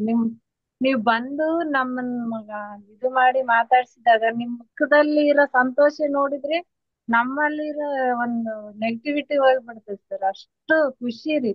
ನೀವ್ ಬಂದ ತಕ್ಷಣ ಏನ್ರಿ ಮೇಡಮ್ ಆರಾಮಿದ್ದೀರಾ ಅಂತ ಕೇಳಿದಾಗ ನಮ್ಗೆ ಸ್ವರ್ಗನೇ ನಮ್ ಮುಂದೆ ಬಂದ್ ನಿಂತಂಗ ಆಗಿತ್ತು ಸರ್. ಏನ್ ಮಾತಾಡ್ಬೇಕಂತಾನೆ ಗೊತ್ತಾಗ್ಲಿಲ್ಲ ನನ್ಗ ಆ ಟೈಮ್ನಾಗ. ನೀವ್ ಏನ್ ಕೇಳಿದ್ದಕ್ಕೆಲ್ಲ ಹ್ಞೂ ಸರ್, ಹ್ಞೂ ಸರ್ ಅಂತ ಅಂದ್ ಬಂದ್ಬಿಟ್ವಿ. ಆ ಎಷ್ಟು ನಿಮ್ಮಲ್ಲಿ ಒಂದು ಇದಿದೆ ಸರ್. Thank you sir. ನಿಮ್ಮ ಒಂದು ಸರಳತೆಗೆ, ನಿಮ್ಮ ಜ್ಞಾನಕ್ಕ, ಎಲ್ಲದಕ್ಕೂ ನೀವು ನಮಗ್ ಸಿಕ್ಕಂತ ವರ ಸರ್. ತುಂಬಾ ತುಂಬಾ ತುಂಬಾ ಧನ್ಯವಾದಗಳು sir. Thank you madam, thank you. Hmm. ನೀವು ಬಂದಿದ್ರಿ. ಆಮೇಲೆ ಇನ್ನು ಶಾರದಮ್ಮರು, ಅವ್ರಂತೂ ದೇವರೇ ಕಂಡ್ಬಿಟ್ರು ನಮ್ಗೆ. ನಮಗೂ ಸೇವೆ ಮಾಡ್ಬೇಕಂತ ಆಸೆ ಇತ್ತು ಸರ್. ನಾವು ಎಲ್ಲ ಅವಸರದಲ್ಲಿ ಇದ್ವಲ್ಲ, ಆದ್ರೂ ಒಂದು 15-20 ನಿಮಿಷದವರೆಗೆ ನಮ್ಗ ಭಗವಂತನೇ ಕೂಡಿಸ್ಕೊಟ್ಟ ಅನ್ಸುತ್ತ. ಹೋಳಿಗೆ ಮಾಡಾಕ ಅವ್ರು ಕರೆದ್ರು, ಹೋಗಿದ್ವಿ ಸರ್. ಅಲ್ಲಿ ಒಂದ್ ಸ್ವಲ್ಪ ಹೊತ್ತು ಒಂದು 15-20 ನಿಮಿಷ ಮಾಡಿ ಬಂದ್ವಿ. ಅಷ್ಟು ತೃಪ್ತಿ ಆಯ್ತು ಸರ್ ಮಾಡಿದ್ದು ಅಷ್ಟಕ್ಕೆ. ನಾವು 3 ದಿನ ಇರ್ಬೇಕಾಗಿತ್ತು ಅಂತ ಅನ್ಸುತ್ತೆ, ಫೀಲ್ ಆಯ್ತು ಸರ್ ಅಲ್ಲಿ. ಹೌದು. Sir, thank you sir Okay. ಅವಕಾಶ ಕೊಟ್ಟಿದ್ದಕ್ಕೆ. ಅದ ಹೇಳಿ, ಇವತ್ತು ನೀವು ವಚನಕಾರರಲ್ಲ, ಇವತ್ತೇನು ವಚನ ಬಂದಿದೆ ಹೇಳಿ. ವಚನ ಅಂತೇನಿಲ್ಲ ಸರ್. ಇವತ್ತು ಏನ್ ನೆನ್ಪಿದೆ ಸರ್.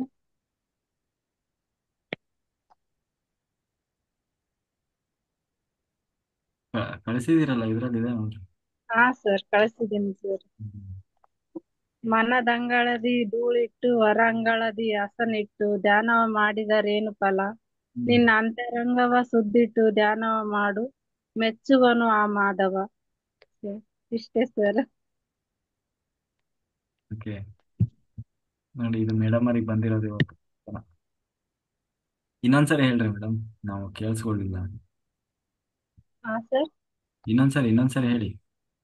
ಮನದಂಗಳದಿ ಸರ್ ವಿಡಿಯೋ ಕಾಣಿಸ್ತಿದೆ ಸರ್. ಇಲ್ಲ ಮೇಡಮ್, ಇಲ್ಲ. ಕಾಣಿಸ್ತದೆ ಹೇಳ್ರಿ. ಹಾ, ಹಾ ಸರ್. ಮನದಂಗಳದಿ ಧೂಳಿಟ್ಟು ಹೊರಾಂಗಳದಿ ಹಸನಿಟ್ಟು ಧ್ಯಾನವ ಮಾಡಿದರೇನು ಫಲ ನಿನ್ನ ಅಂತರಂಗವ ಸುದ್ದಿಟ್ಟು ಧ್ಯಾನವ ಮಾಡು ಮೆಚ್ಚುವನು ಆ ಮಾಧವ ಅಂತ ಹೇಳಿ ಸರ್. ಅಷ್ಟೇ. ಅಷ್ಟೇ ಸರ್. ಅಷ್ಟೇ ಅರ್ಥ ಆಯ್ತ್ರಿ ಎಲ್ಲರೂ? ಏನ್ ಸರ್? ಅಷ್ಟು ಬಂತು ಸರ್, ಅದನ್ನ ಬರ್ದೆ ಅದ್ ಮಾಡ್ಬೇಕು. ಈ ಪದಗಳು ಹೆಂಗಿದಾವ ಎಲ್ಲರಿಗೂ ಅರ್ಥ ಆಯ್ತಂತ್ರಿ ಮೇಡಮ್? ಹಾ ಅಷ್ಟೇ. ಸರ್. ಹಾ, ಮತ್ತೆ ತುಂಬಾ ಚೆನ್ನಾಗಿತ್ರಿ. Thank you sir. Lakshmi madam ಮಾತಾಡಿ. ಲಕ್ಷ್ಮಿ ಹೆಬ್ಬಾಲೆ ಮಾತಾಡ್ರಿ ಮೇಡಮ್, ಮಾತಾಡಿ.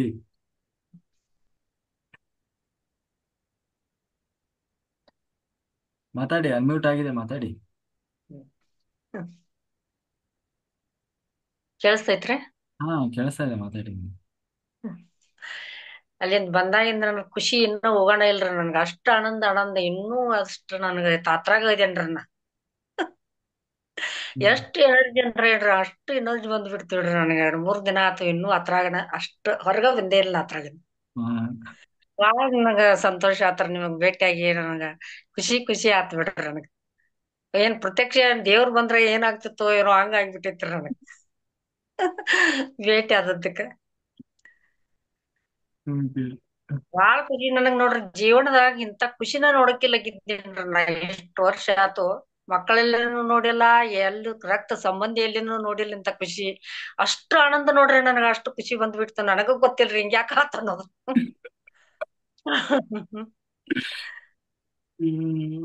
ಪಾಪ ಹುಡುಕಿ ಬಂದಾರ ಅವ್ರು. ನಾನು ಎಲ್ಲೋ ಗೊತ್ತೇ ಇರ್ಲಿಲ್ಲ, ಆದ್ರೂ ಗೊತ್ತಾಯ್ತು. ಒಂದ್ ದಿವ್ಸ ನಿಂತ್ ಬಂದೇವಂದ್ರ ನನ್ ಜೊತೆ ಇದ್ದವ್ರೆಲ್ಲ ತಯಾರಾಗಿ ಬಿಟ್ರಿ ಅವ್ರು. ನಾನು ನೆಲ್ಲಕ್ಕಿದ್ದೇನ್ರಿ ಮತ್ತ ಅವ್ರೆಲ್ಲ ಅವ್ರ ಜೊತೆ ಬಂದ್ಬಿಟ್ಟಿನ್ರಿ. ಬಾಳ ಸಂತೋಷ ಆತ್ರಿ ನಿಮಗ್ ಭೇಟಿಯಾಗಿ ನನಗ. ಅದೇನ್ ಹೇಳಾಕ್ ಬರೋದಿಲ್ಲ ಬಿಡ್ರಿ, ಅಷ್ಟ್ ಸಂತೋಷ ಆತ್ರ. ಅದ ಒಂದ್ ಖುಷಿ, ಮತ್ತೇನಿಲ್ಲ. ಕೂಡಲ್ ಸಂಗಮಕ್ ಬಂದ ಸಂಗಮನ ಆತ, ನನ್ ದರ್ಶನ ಆದಂಗ ಆತ್ರ ನನಗ.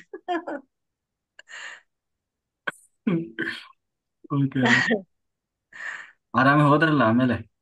ಹಾ, ಆರಾಮ್ ಬಂದಲ್ರಿ. ರಾತ್ರಿ 1:00 ಬಂದಿದ್ರ. ನಾ ಆಲ್ಮಟ್ಟಿಗೆ ಅವ್ರ ನೋಡ್ಕೊತ ನಿಂತ್ರ ನಾ ಗಾಡ್ಯಾಗ ಸುಮ್ಮನೆ ಧ್ಯಾನ ಮಾಡ್ಕೊತ ಕೂತ್ ಬಿಟ್ಟಿನ್ರಿ. ಆಲ್ಮಟ್ಟಿ ಡ್ಯಾಮದ ಅವ್ರ ಏನೇನ್ ನೋಡ್ಕೊತ ನಿಂತಾರ ಎಲ್ಲಾರು. 2-2.5 ತಾಸ ಅದಕ್ಕ ಕಳದ್ರಿ ಅವ್ರು. Okay madam. Hmm. Dilip sir. ನಮಸ್ತೆ ಮಾಸ್ಟರ್ಸ್. ನಮಸ್ತೆ ಅರುಣ್ ಸರ್. ನಮಸ್ತೆ. ಮತ್ತೇನ್ ಸರ್ ಅಪ್ರೂಪ ಆಗ್ಬಿಟ್ರಿ? ಸ್ವಲ್ಪ 2-3 ದಿವಸ ಜಾಯ್ನ್ ಆಗಿಲ್ಲ. 41 ಡೇಸ್ ಕಂಪ್ಲೀಟ್ ಆಯ್ತಲ್ಲ, ಸ್ವಲ್ಪ ಗ್ಯಾಪ್ ತಗೊಳ್ಳೋಣ ಅಂತ ಹೇಳಿ ಗ್ಯಾಪ್ ತಗೊಂಡೆ. ಒಂದು 3-4 ಡೇಸ್ ಆಗೋಯ್ತು ಅದು. ಮತ್ತೆ ಸರ್ ಹೇಗಿತ್ತು? ಮತ್ತೆ ಇವಾಗ ಓಕೆ ಸರ್, ಹೇಗಿತ್ತು ಸರ್ ಜರ್ನಿ, ಗುಡಾಕೇಶ ಜರ್ನಿ 40 ದಿನದ? ಜರ್ನಿ ತುಂಬಾ ಚೆನ್ನಾಗಿದೆ ಸರ್. ತುಂಬಾ ಎನರ್ಜಿ ಆಗಿತ್ತು. ಲೈಕ್ ಫುಲ್ ನೈಟ್ ನಿದ್ದೆ ಮಾಡಿಲ್ಲ ಅನ್ನೋದು ನಮಗೆ ಫೀಲಿಂಗ್ ಬರೋದಿಲ್ಲ. ಮತ್ತೆ ಮಧ್ಯದಲ್ಲಿ ಯಾವಾಗ್ಲಾರು ಮಲಗ್ಬೇಕು ಅಂತ, ಇವಾಗ ಮಧ್ಯದಲ್ಲಿ ಒಂದ್ ಡೇ ನಾನು ಮಲಗ್ದೆ. ಆಕ್ಚುಲಿ ಏನಾಗುತ್ತೆ ಡಿಫ್ರೆನ್ಸ್ ಅಂತ, ಬಟ್ ಆ ಒಂದು ತುಂಬಾ ಅನ್ಕಂಫರ್ಟಬಲ್. ಯಾಕ ನಮ್ಗೆ ಆ ಒಂದು ಇವತ್ತು ಫುಲ್ ನೈಟ್ ಧ್ಯಾನ ಮಾಡಿ ನಾವು ಬೆಳಿಗ್ಗೆ ಇರ್ತಿದ್ವಲ್ಲ, ಅಷ್ಟೊಂದು ಎನರ್ಜಿ ಅಂತ ಅನ್ಸಿಲ್ಲ. ಲೈಕ್ ಸ್ವಲ್ಪ ಎನರ್ಜಿ ಡೌನ್ ಇರುತ್ತೆ ಅಂತ ಅನಿಸ್ತಾ ಬಂತು. ಅದ್ರ ನೆಕ್ಸ್ಟ್ ಡೇ ಇಂದ ಮತ್ತೆ ನಾನು ಆದಷ್ಟು ಮಾಡಿದೆ ನೈಟ್ ಅಲ್ಲಿ. ಬಟ್ ನನ್ಗೆ ಆನ್ಲೈನ್ ಅಲ್ಲಿ ಹಿಂಗೆ ಜಾಯಿನ್ ಮಾಡಕ್ ಆಗ್ಲಿಲ್ಲ. ಸೊ ಹಂಗಾಗಿ ಒಂದು 3-4 ಡೇಸ್ ಗ್ಯಾಪ್ ಆಯ್ತು. ಮಾಡಿ ಸರ್, ಮತ್ತೆ ಕಂಟಿನ್ಯೂ ಮಾಡಿ ಹಾಗೆ. Definitely sir. ಈ ಗ್ರೂಪ್ ಎನರ್ಜಿ ತುಂಬಾ ಚೆನ್ನಾಗಿದೆ. ನಿಮ್ಮ ಒಂದು ವಾಯ್ಸ್, ಮ್ಯಾಜಿಕಲ್ ವಾಯ್ಸ್ ನಮಗೆ ಬೇಕು. ನಾವು ನೈಟ್ ಫುಲ್ ಮಾಡಕ್ಕೆ ನಿಮ್ ವಾಯ್ಸ್ ಎಂಜಾಯ್ ಮಾಡ್ತೀವಿ. ಸಾಯಂಕಾಲ ಬನ್ನಿ. ಒಂದಿನ ಅನುಭವ ಹಂಚ್ಕೊಳ್ಳಿ ಸರ್ ನೀವು. ಹ್ಮ್ ಆಕ್ಚುಲಿ ನನ್ಗೆ ಏನಾಗುತ್ತೆ ಅಂದ್ರೆ ನನ್ಗೆ ಆ ಒಂದು ಸೆಷನ್ ಅಟೆಂಡ್ ಮಾಡ್ಲಿಕ್ಕೆ ಇಷ್ಟ ಆಯ್ತು. ಬಟ್ ನನಗೆ ಆ ಟೈಮಲ್ಲಿ ಕರೆಕ್ಟ್ ಆಗಿ ಆಫೀಸಿಂದ ಮನೆಗೆ ಬರ್ತಾ ಇರ್ತೇನೆ. 6:30 to 7 ಆಗುತ್ತೆ ನನಗೆ. ಅದು ಈ ಈ ಸೆಷನ್ ಅಲ್ಲೇ ಗುಡಾಕೇಶ ಯಾರು ಕಂಪ್ಲೀಟ್ ಮಾಡಿದಾರೆ ಅವ್ರಿಗೆ ಈ ಸೆಷನ್ ಅಲ್ಲೇ ಎಕ್ಸ್ಪೀರಿಯನ್ಸ್ ಶೇರಿಂಗ್ ಇರ್ತದೆ.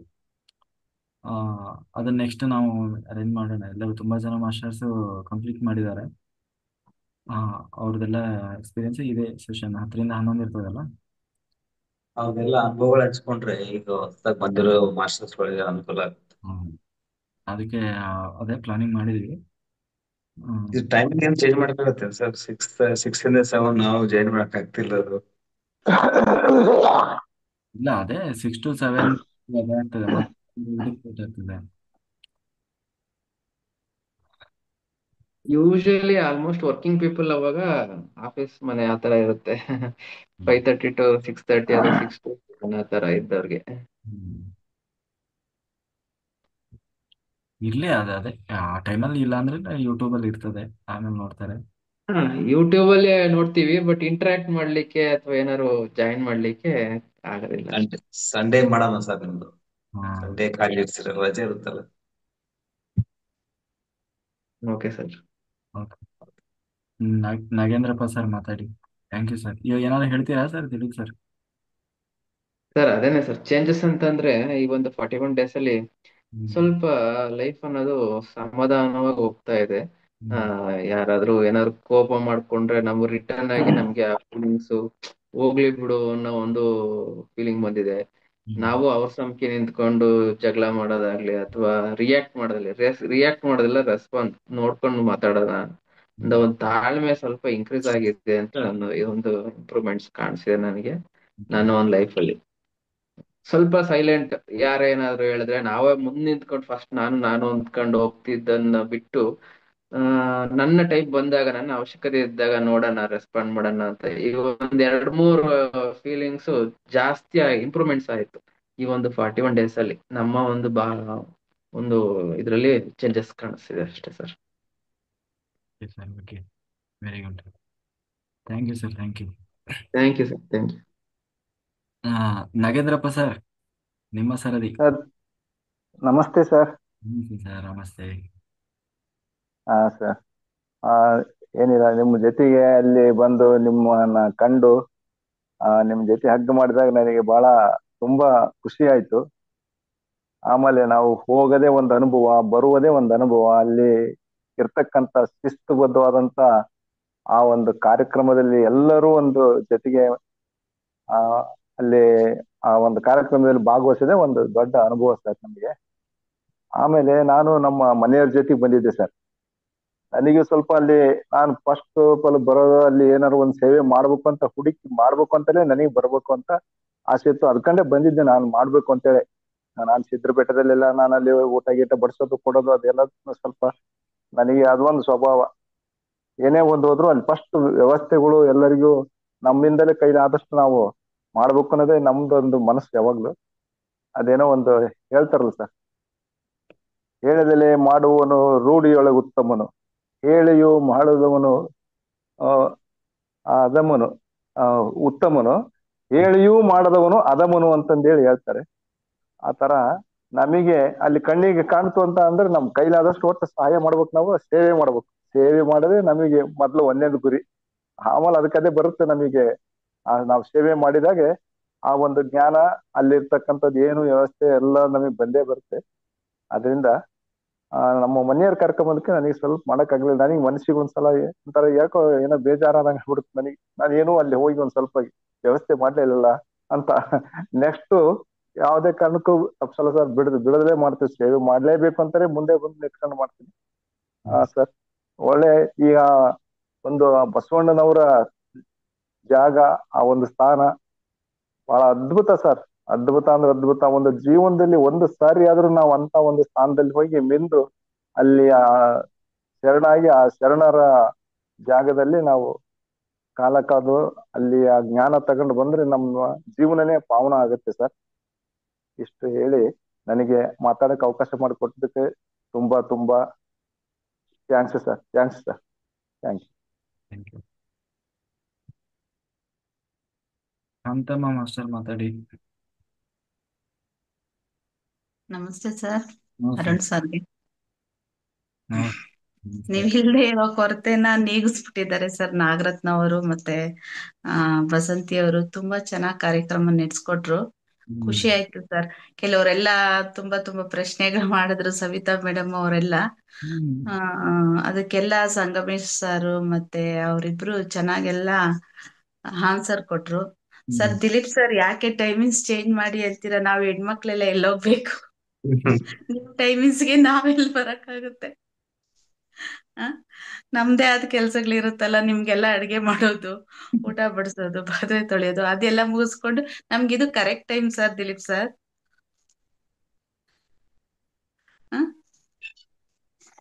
Okay madam. ಓಕೆ. ಕೂಡಲ ಸಂಗಮಕ್ಕೆ ಹೋಗ್ ಬಂದಿರೋದ ಅನುಭವಗಳನ್ನೆಲ್ಲ ಕೇಳಿ ನನ್ಗೆ ತುಂಬಾ ಖುಷಿ, ಒಂದ್ ಕಡೆ ಬೇಜಾರಾಗ್ತಾ ಇದೆ ಸರ್. ನಾನು ಬರ್ಬೇಕು ಅಂತಾನೆ ಅನ್ಕೊಂಡಿದ್ದೆ, ಅಲ್ಲಿನ ಸೇವೆ ಮಾಡ್ಬೇಕು ಅಂತೇಳಿ. ನನ್ಗೆ ತುಂಬಾ ಇಷ್ಟ ಸರ್ ಅಂತ ಒಂದು ಕ್ಷೇತ್ರಗಳಲ್ಲೆಲ್ಲ ಬಂದು ನನ್ ಕೈಲಾದಷ್ಟು ಒಂದು ಅಡ್ಗೆ ತುಂಬಾ ಚೆನ್ನಾಗ್ ಮಾಡ್ತೀನಿ ಸರ್ ನಾನು. ಅಂತ ಒಂದು ಅಡ್ಗೆನಾದ್ರೂ ಮಾಡಿ ಬಡಿಸೋ ಯೋಗ ಸಿಗ್ಲಿಲ್ಲ ನನ್ಗೆ. ಬಟ್ ಹೆಲ್ತ್ ಪ್ರಾಬ್ಲಮ್ ಇರೋದ್ರಿಂದ ಬರಕ್ ಆಗ್ಲಿಲ್ಲ. ನೆಕ್ಸ್ಟ್ ಮಿಸ್ ಆಗಲ್ಲ ಸರ್ ನಾನು. ಹಂಗಾಗಿ ಎಲ್ರು ಇದನ್ ಕೇಳಿ ನಂಗೆ ತುಂಬಾ ಖುಷಿ ಆಯ್ತು. ಇಷ್ಟೇ ಸರ್. ಒಂದ್ಸಲ ಹೋಗಿದ್ವಿ ಸರ್ ಪುಷ್ಕರ ಟೈಮಲ್ಲಿ ಕೂಡಲ ಸಂಗಮಕ್ಕೆ. ಅದು 3 ನದಿ ಸೇರುತ್ತಲ್ಲ, ಅದನ್ನ ಸ್ಫಟಿಕ ಅಂತ ಹೇಳ್ತಾರಲ್ವಾ ಸರ್, ಅದು 3 ಸಂಗಮ ಕೂಡಿ ಸೇರೋ ಜಾಗನ. ಸ್ಫಟಿಕ ಅಂತ ತ್ರಿವೇಣಿ ಸಂಗಮ ಅಂತ. 3 ಸಮುದ್ರ ಸೇರೋ ಒಂದು ಜಾಗ, ಅಲ್ಲಿ ಸುಳಿ ತರ ಸುತ್ತುತ್ತಾ ಇರುತ್ತೆ ಸರ್. ನಾವು ಪುಷ್ಕರ ಆಗಿತ್ತಲ್ಲಿ, ಅಲ್ಲಿ ಹೋದ್ರೆ ತುಂಬಾ ಒಳ್ಳೇದು ಅಂತ ಹೇಳಿ ಹೋಗಿದ್ವಿ ಸರ್, ನಮ್ಮ ಸಿಸ್ಟರ್ಸ್ ಬ್ರದರ್ಸ್ ಎಲ್ಲಾನು. ಅಲ್ಲಿ ನನ್ ತಮ್ಮ ಒಬ್ಬನಿಗೆ ತುಂಬಾ ಒಂಥರ ಮೈಂಡ್ ಇದಾಗ್ಬಿಟ್ಟಿತ್ತು ಸರ್. ಅಲ್ಲಿ ಹೋಗಿ ಸ್ನಾನ ಮಾಡಿ ಬಂದ್ಮೇಲೆ ಸರ್ ಅವ್ನ್ ತುಂಬಾ ಚೆನ್ನಾಗದ. ಅದು ಒಂದು ದಿನಕ್ಕೆ, ಆ ಒಂದ್ ಕ್ಷಣಕ್ಕೆ ಅಲ್ಲಿ ಆ ಒಂದು 3 ಸಮುದ್ರ ಸೇರೋ ಕಡೆ ಅಲ್ಲಿ ಸ್ನಾನ ಮಾಡಿ ಬಂದೆ ಅವನ್ಗೊಂದು ಚೇಂಜಸ್ ಆಗೋಯ್ತು ಸರ್ ಅವನ್ಗೆ. ಅದೆಲ್ಲ ನೆನ್ಪಾಯ್ತು ಈ ಒಂದು ಕೂಡಲ ಸಂಗಮದ ಎಲ್ರು ಹೇಳ್ತಿರ್ಬೇಕಾದ್ರೆ. ಅಷ್ಟು ಒಂದು ಮಹಾತ್ಮೆ ಇದೆ ಸರ್ ಅಲ್ಲಿ. ಅದೊಂದ್ಸಲ ಹೋಗ್ ಬಂದಿದ್ವಿ, ಅಲ್ಲಿ ಬರ್ಬೇಕು ಅಂತ ತುಂಬಾ ಇಷ್ಟ ಇತ್ತು. ಬಟ್ ಆಗ್ಲಿಲ್ಲ. ನೆಕ್ಸ್ಟ್ ಮಿಸ್ ಮಾಡಲ್ಲ ಸರ್, ಇದಕ್ಕೆ ಉಡುಪಿಗೆ ಮಿಸ್ ಮಾಡಲ್ಲ. ಅಷ್ಟೇ. ಈಗ ತುಂಬಾ ಇದಾಯ್ತು. ಅದೇ ಅನ್ಕೊಂಡೆ ಸರ್, ಅರುಣ್ ಸರ್ ಅಲ್ಲೆಲ್ಲ ಹೋಗಿ ನಮ್ಗಳ ಬಗ್ಗೆ ಎಲ್ಲ ಚೆನ್ನಾಗಿ ಧ್ಯಾನ ಚೆನ್ನಾಗ್ ಮಾಡ್ಬಿಟ್ಟಿದ್ದಾರೆ ಅಂತ. ನನ್ಗೆ ತುಂಬಾ ಎನರ್ಜಿ ಬಂದ್ಬಿಟ್ಟಿದೆ ಸರ್ ನಿನ್ನೆಯಿಂದನು. ತುಂಬಾ ಖುಷಿ ಅನ್ನಿಸ್ತಾ ಇದೆ. ನೆಟ್ಟು ಕೂರಕ್ ಆಗ್ತಾ ಇರ್ಲಿಲ್ಲ ನನ್ಗೆ 100%. ನನ್ಗೆ ತುಂಬಾ ಖುಷಿ ಆಗ್ತಾ ಇದೆ ಸರ್ ನನ್ಗೆ ಆ ಧ್ಯಾನದಲ್ಲಿ. ನಮ್ದು ಒಂದು, ನಾನು ಅದನ್ನೇ ಕೇಳ್ಕೊಂತ ಇದ್ದೆ, ಅರುಣ್ ಸರ್ ನಮ್ ಹೆಲ್ತ್ ಬಗ್ಗೆ ಎಲ್ಲ ಕೇಳ್ಕೊಂಡಿರ್ತಾರೆ, ನಮ್ಗೆ ವಾಸಿ ಆಗುತ್ತೆ ಅವ್ರು ಬರೋಷ್ಟ್ರಲ್ಲಿ ಅಂತ ಒಂದು ಎನರ್ಜಿ ಬರುತ್ತೆ ಅಂತ. ಅಂದ್ರೆ ನಿಜವಾಗ್ಲೂ ಸರ್ 90% ಅದಾಗಿದೆ ನನ್ಗೆ. Very good sir. ಸಣ್ಣದೊಂದು ವಚನ ಹೇಳ್ತೀನಿ. ಕಾಯಕ್ಕೆ ನೆರಳಾಗಿ ಕಾಡಿತ್ತು ಮಾಯೆ, ಪ್ರಾಣಕ್ಕೆ ಮನವಾಗಿ ಕಾಡಿತ್ತು ಮಾಯೆ, ಮನಕ್ಕೆ ನೆನಹಾಗಿ ಕಾಡಿತ್ತು ಮಾಯೆ, ನೆನಹಿಂಗೆ ಅರಿವಾಗಿ ಕಾಡಿತ್ತು ಮಾಯೆ, ಜಗದ ಜಂಗುಳಿಗೆ ಬೆಂಗೋಲನೆತ್ತಿ ಕಾಡಿತ್ತು ಮಾಯೆ, ಚೆನ್ನಮಲ್ಲಿಕಾರ್ಜುನ ನೀ ನೋಡಿದ್ದ ಮಾಯೆ ಮಾಯೆಯೇ ಯಾರು ಗೆಲ್ಲಲಾರರು. ಅಷ್ಟೇ ಸರ್. ಅಷ್ಟೇ ಮೇಡಮ್, ಅಷ್ಟೇ. Thank you sir. Thank you madam, thank you. Master next ಯಾರು ಮಾತಾಡ್ತೀರಿ? ಸುಜಾತ ಮಾಸ್ಟರ್ ಮಾತಾಡ್ತೀರಾ?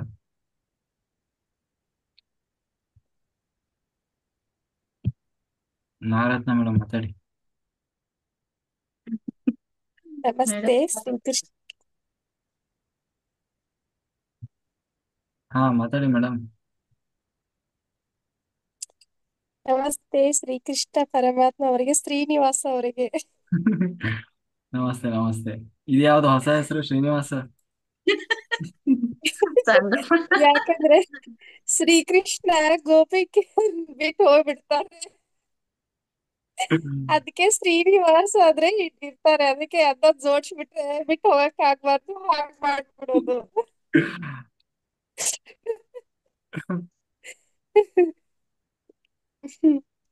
ಕೂಡಲ ಸಂಗಮದಲ್ಲಿ ತುಂಬಾ ಚೆನ್ನಾಗಿತ್ತು ಸರ್. ಹಾ ನಿಮ್ ನೋಡಿ ನಾವು ಧನ್ಯೋಸ್ಮಿ ಆದಿವಿ. ನಿಮ್ ಪಾದ ಕಂಡು ಪಾವನ ಆಗಿ ಹೋದಿವಿ. ಬಹಳ ದೊಡ್ಡ ಮಾತು. ಈ ಕಡೆ ನೋಡ್ರೆ ಚಿದಾನಂದ್ ಅಂತ ಹೇಳಿ ಶಿವ ಕಾಂತೀರ, ಈ ಕಡೆ ನೋಡ್ರೆ ಆಂಜನೇಯ ಸ್ವಾಮಿ ಕಾಂತೀರ, ಶ್ರೀಕೃಷ್ಣ ಕಾಂತೀರ. ತುಂಬಾ ಚೆನ್ನಾಗಿತ್ತು ಸರ್. ನೀವಿದ್ರೆ ತುಂಬಾ ಎನರ್ಜಿ ಇತ್ತು ಅಲ್ಲಿ. ನಾವಂತೂ ಧನ್ಯನಾಗಿ ಹೋದಿವಿ ನಿಮ್ ನೋಡಿ. ವೆರಿ ನಮ್ ಗುಡ್. ಕಣ್ಣುಗಳು ಪಾವನಾಗಿ ಹೋದವು ಸರ್.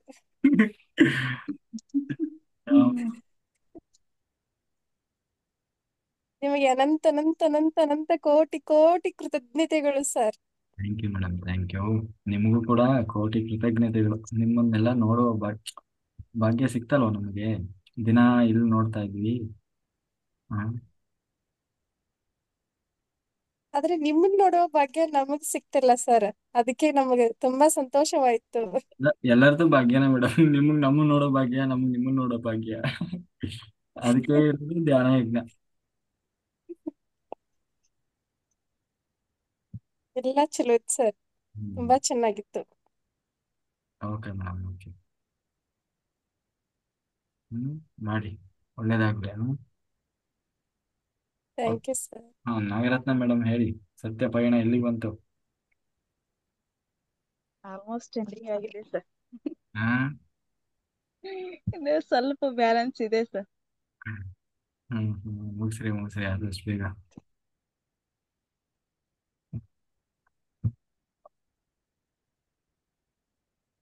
ಮತ್ತೇನಾದ್ರು ಇದೆಯಾ ಮೇಡಮ್? Thank you sir. ನೀವೆಲ್ಲ ವರ್ಕ್ಶಾಪ್ಗೆ ಹೋಗ್ಬಿಟ್ಟು ನಮ್ಮೆಲ್ಲರಿಗೆ ಎನರ್ಜಿ ತಂದು ಮಾಡ್ತಿದ್ದೀರ.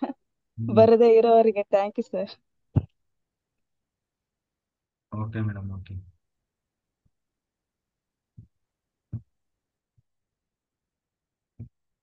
ಓಕೆ ಮಾಸ್ಟರ್, ನಾವು ಎಲ್ಲರೂ ಈಗ ಸಂಕಲ್ಪ ಮಾಡೋಣ. ಸಂಕಲ್ಪ ಮಾಡಿ ಓಪನ್ ಮೆಡಿಟೇಷನ್ ಶುರು ಮಾಡೋಣ. ಎಲ್ಲರೂ ಇದನ್ನ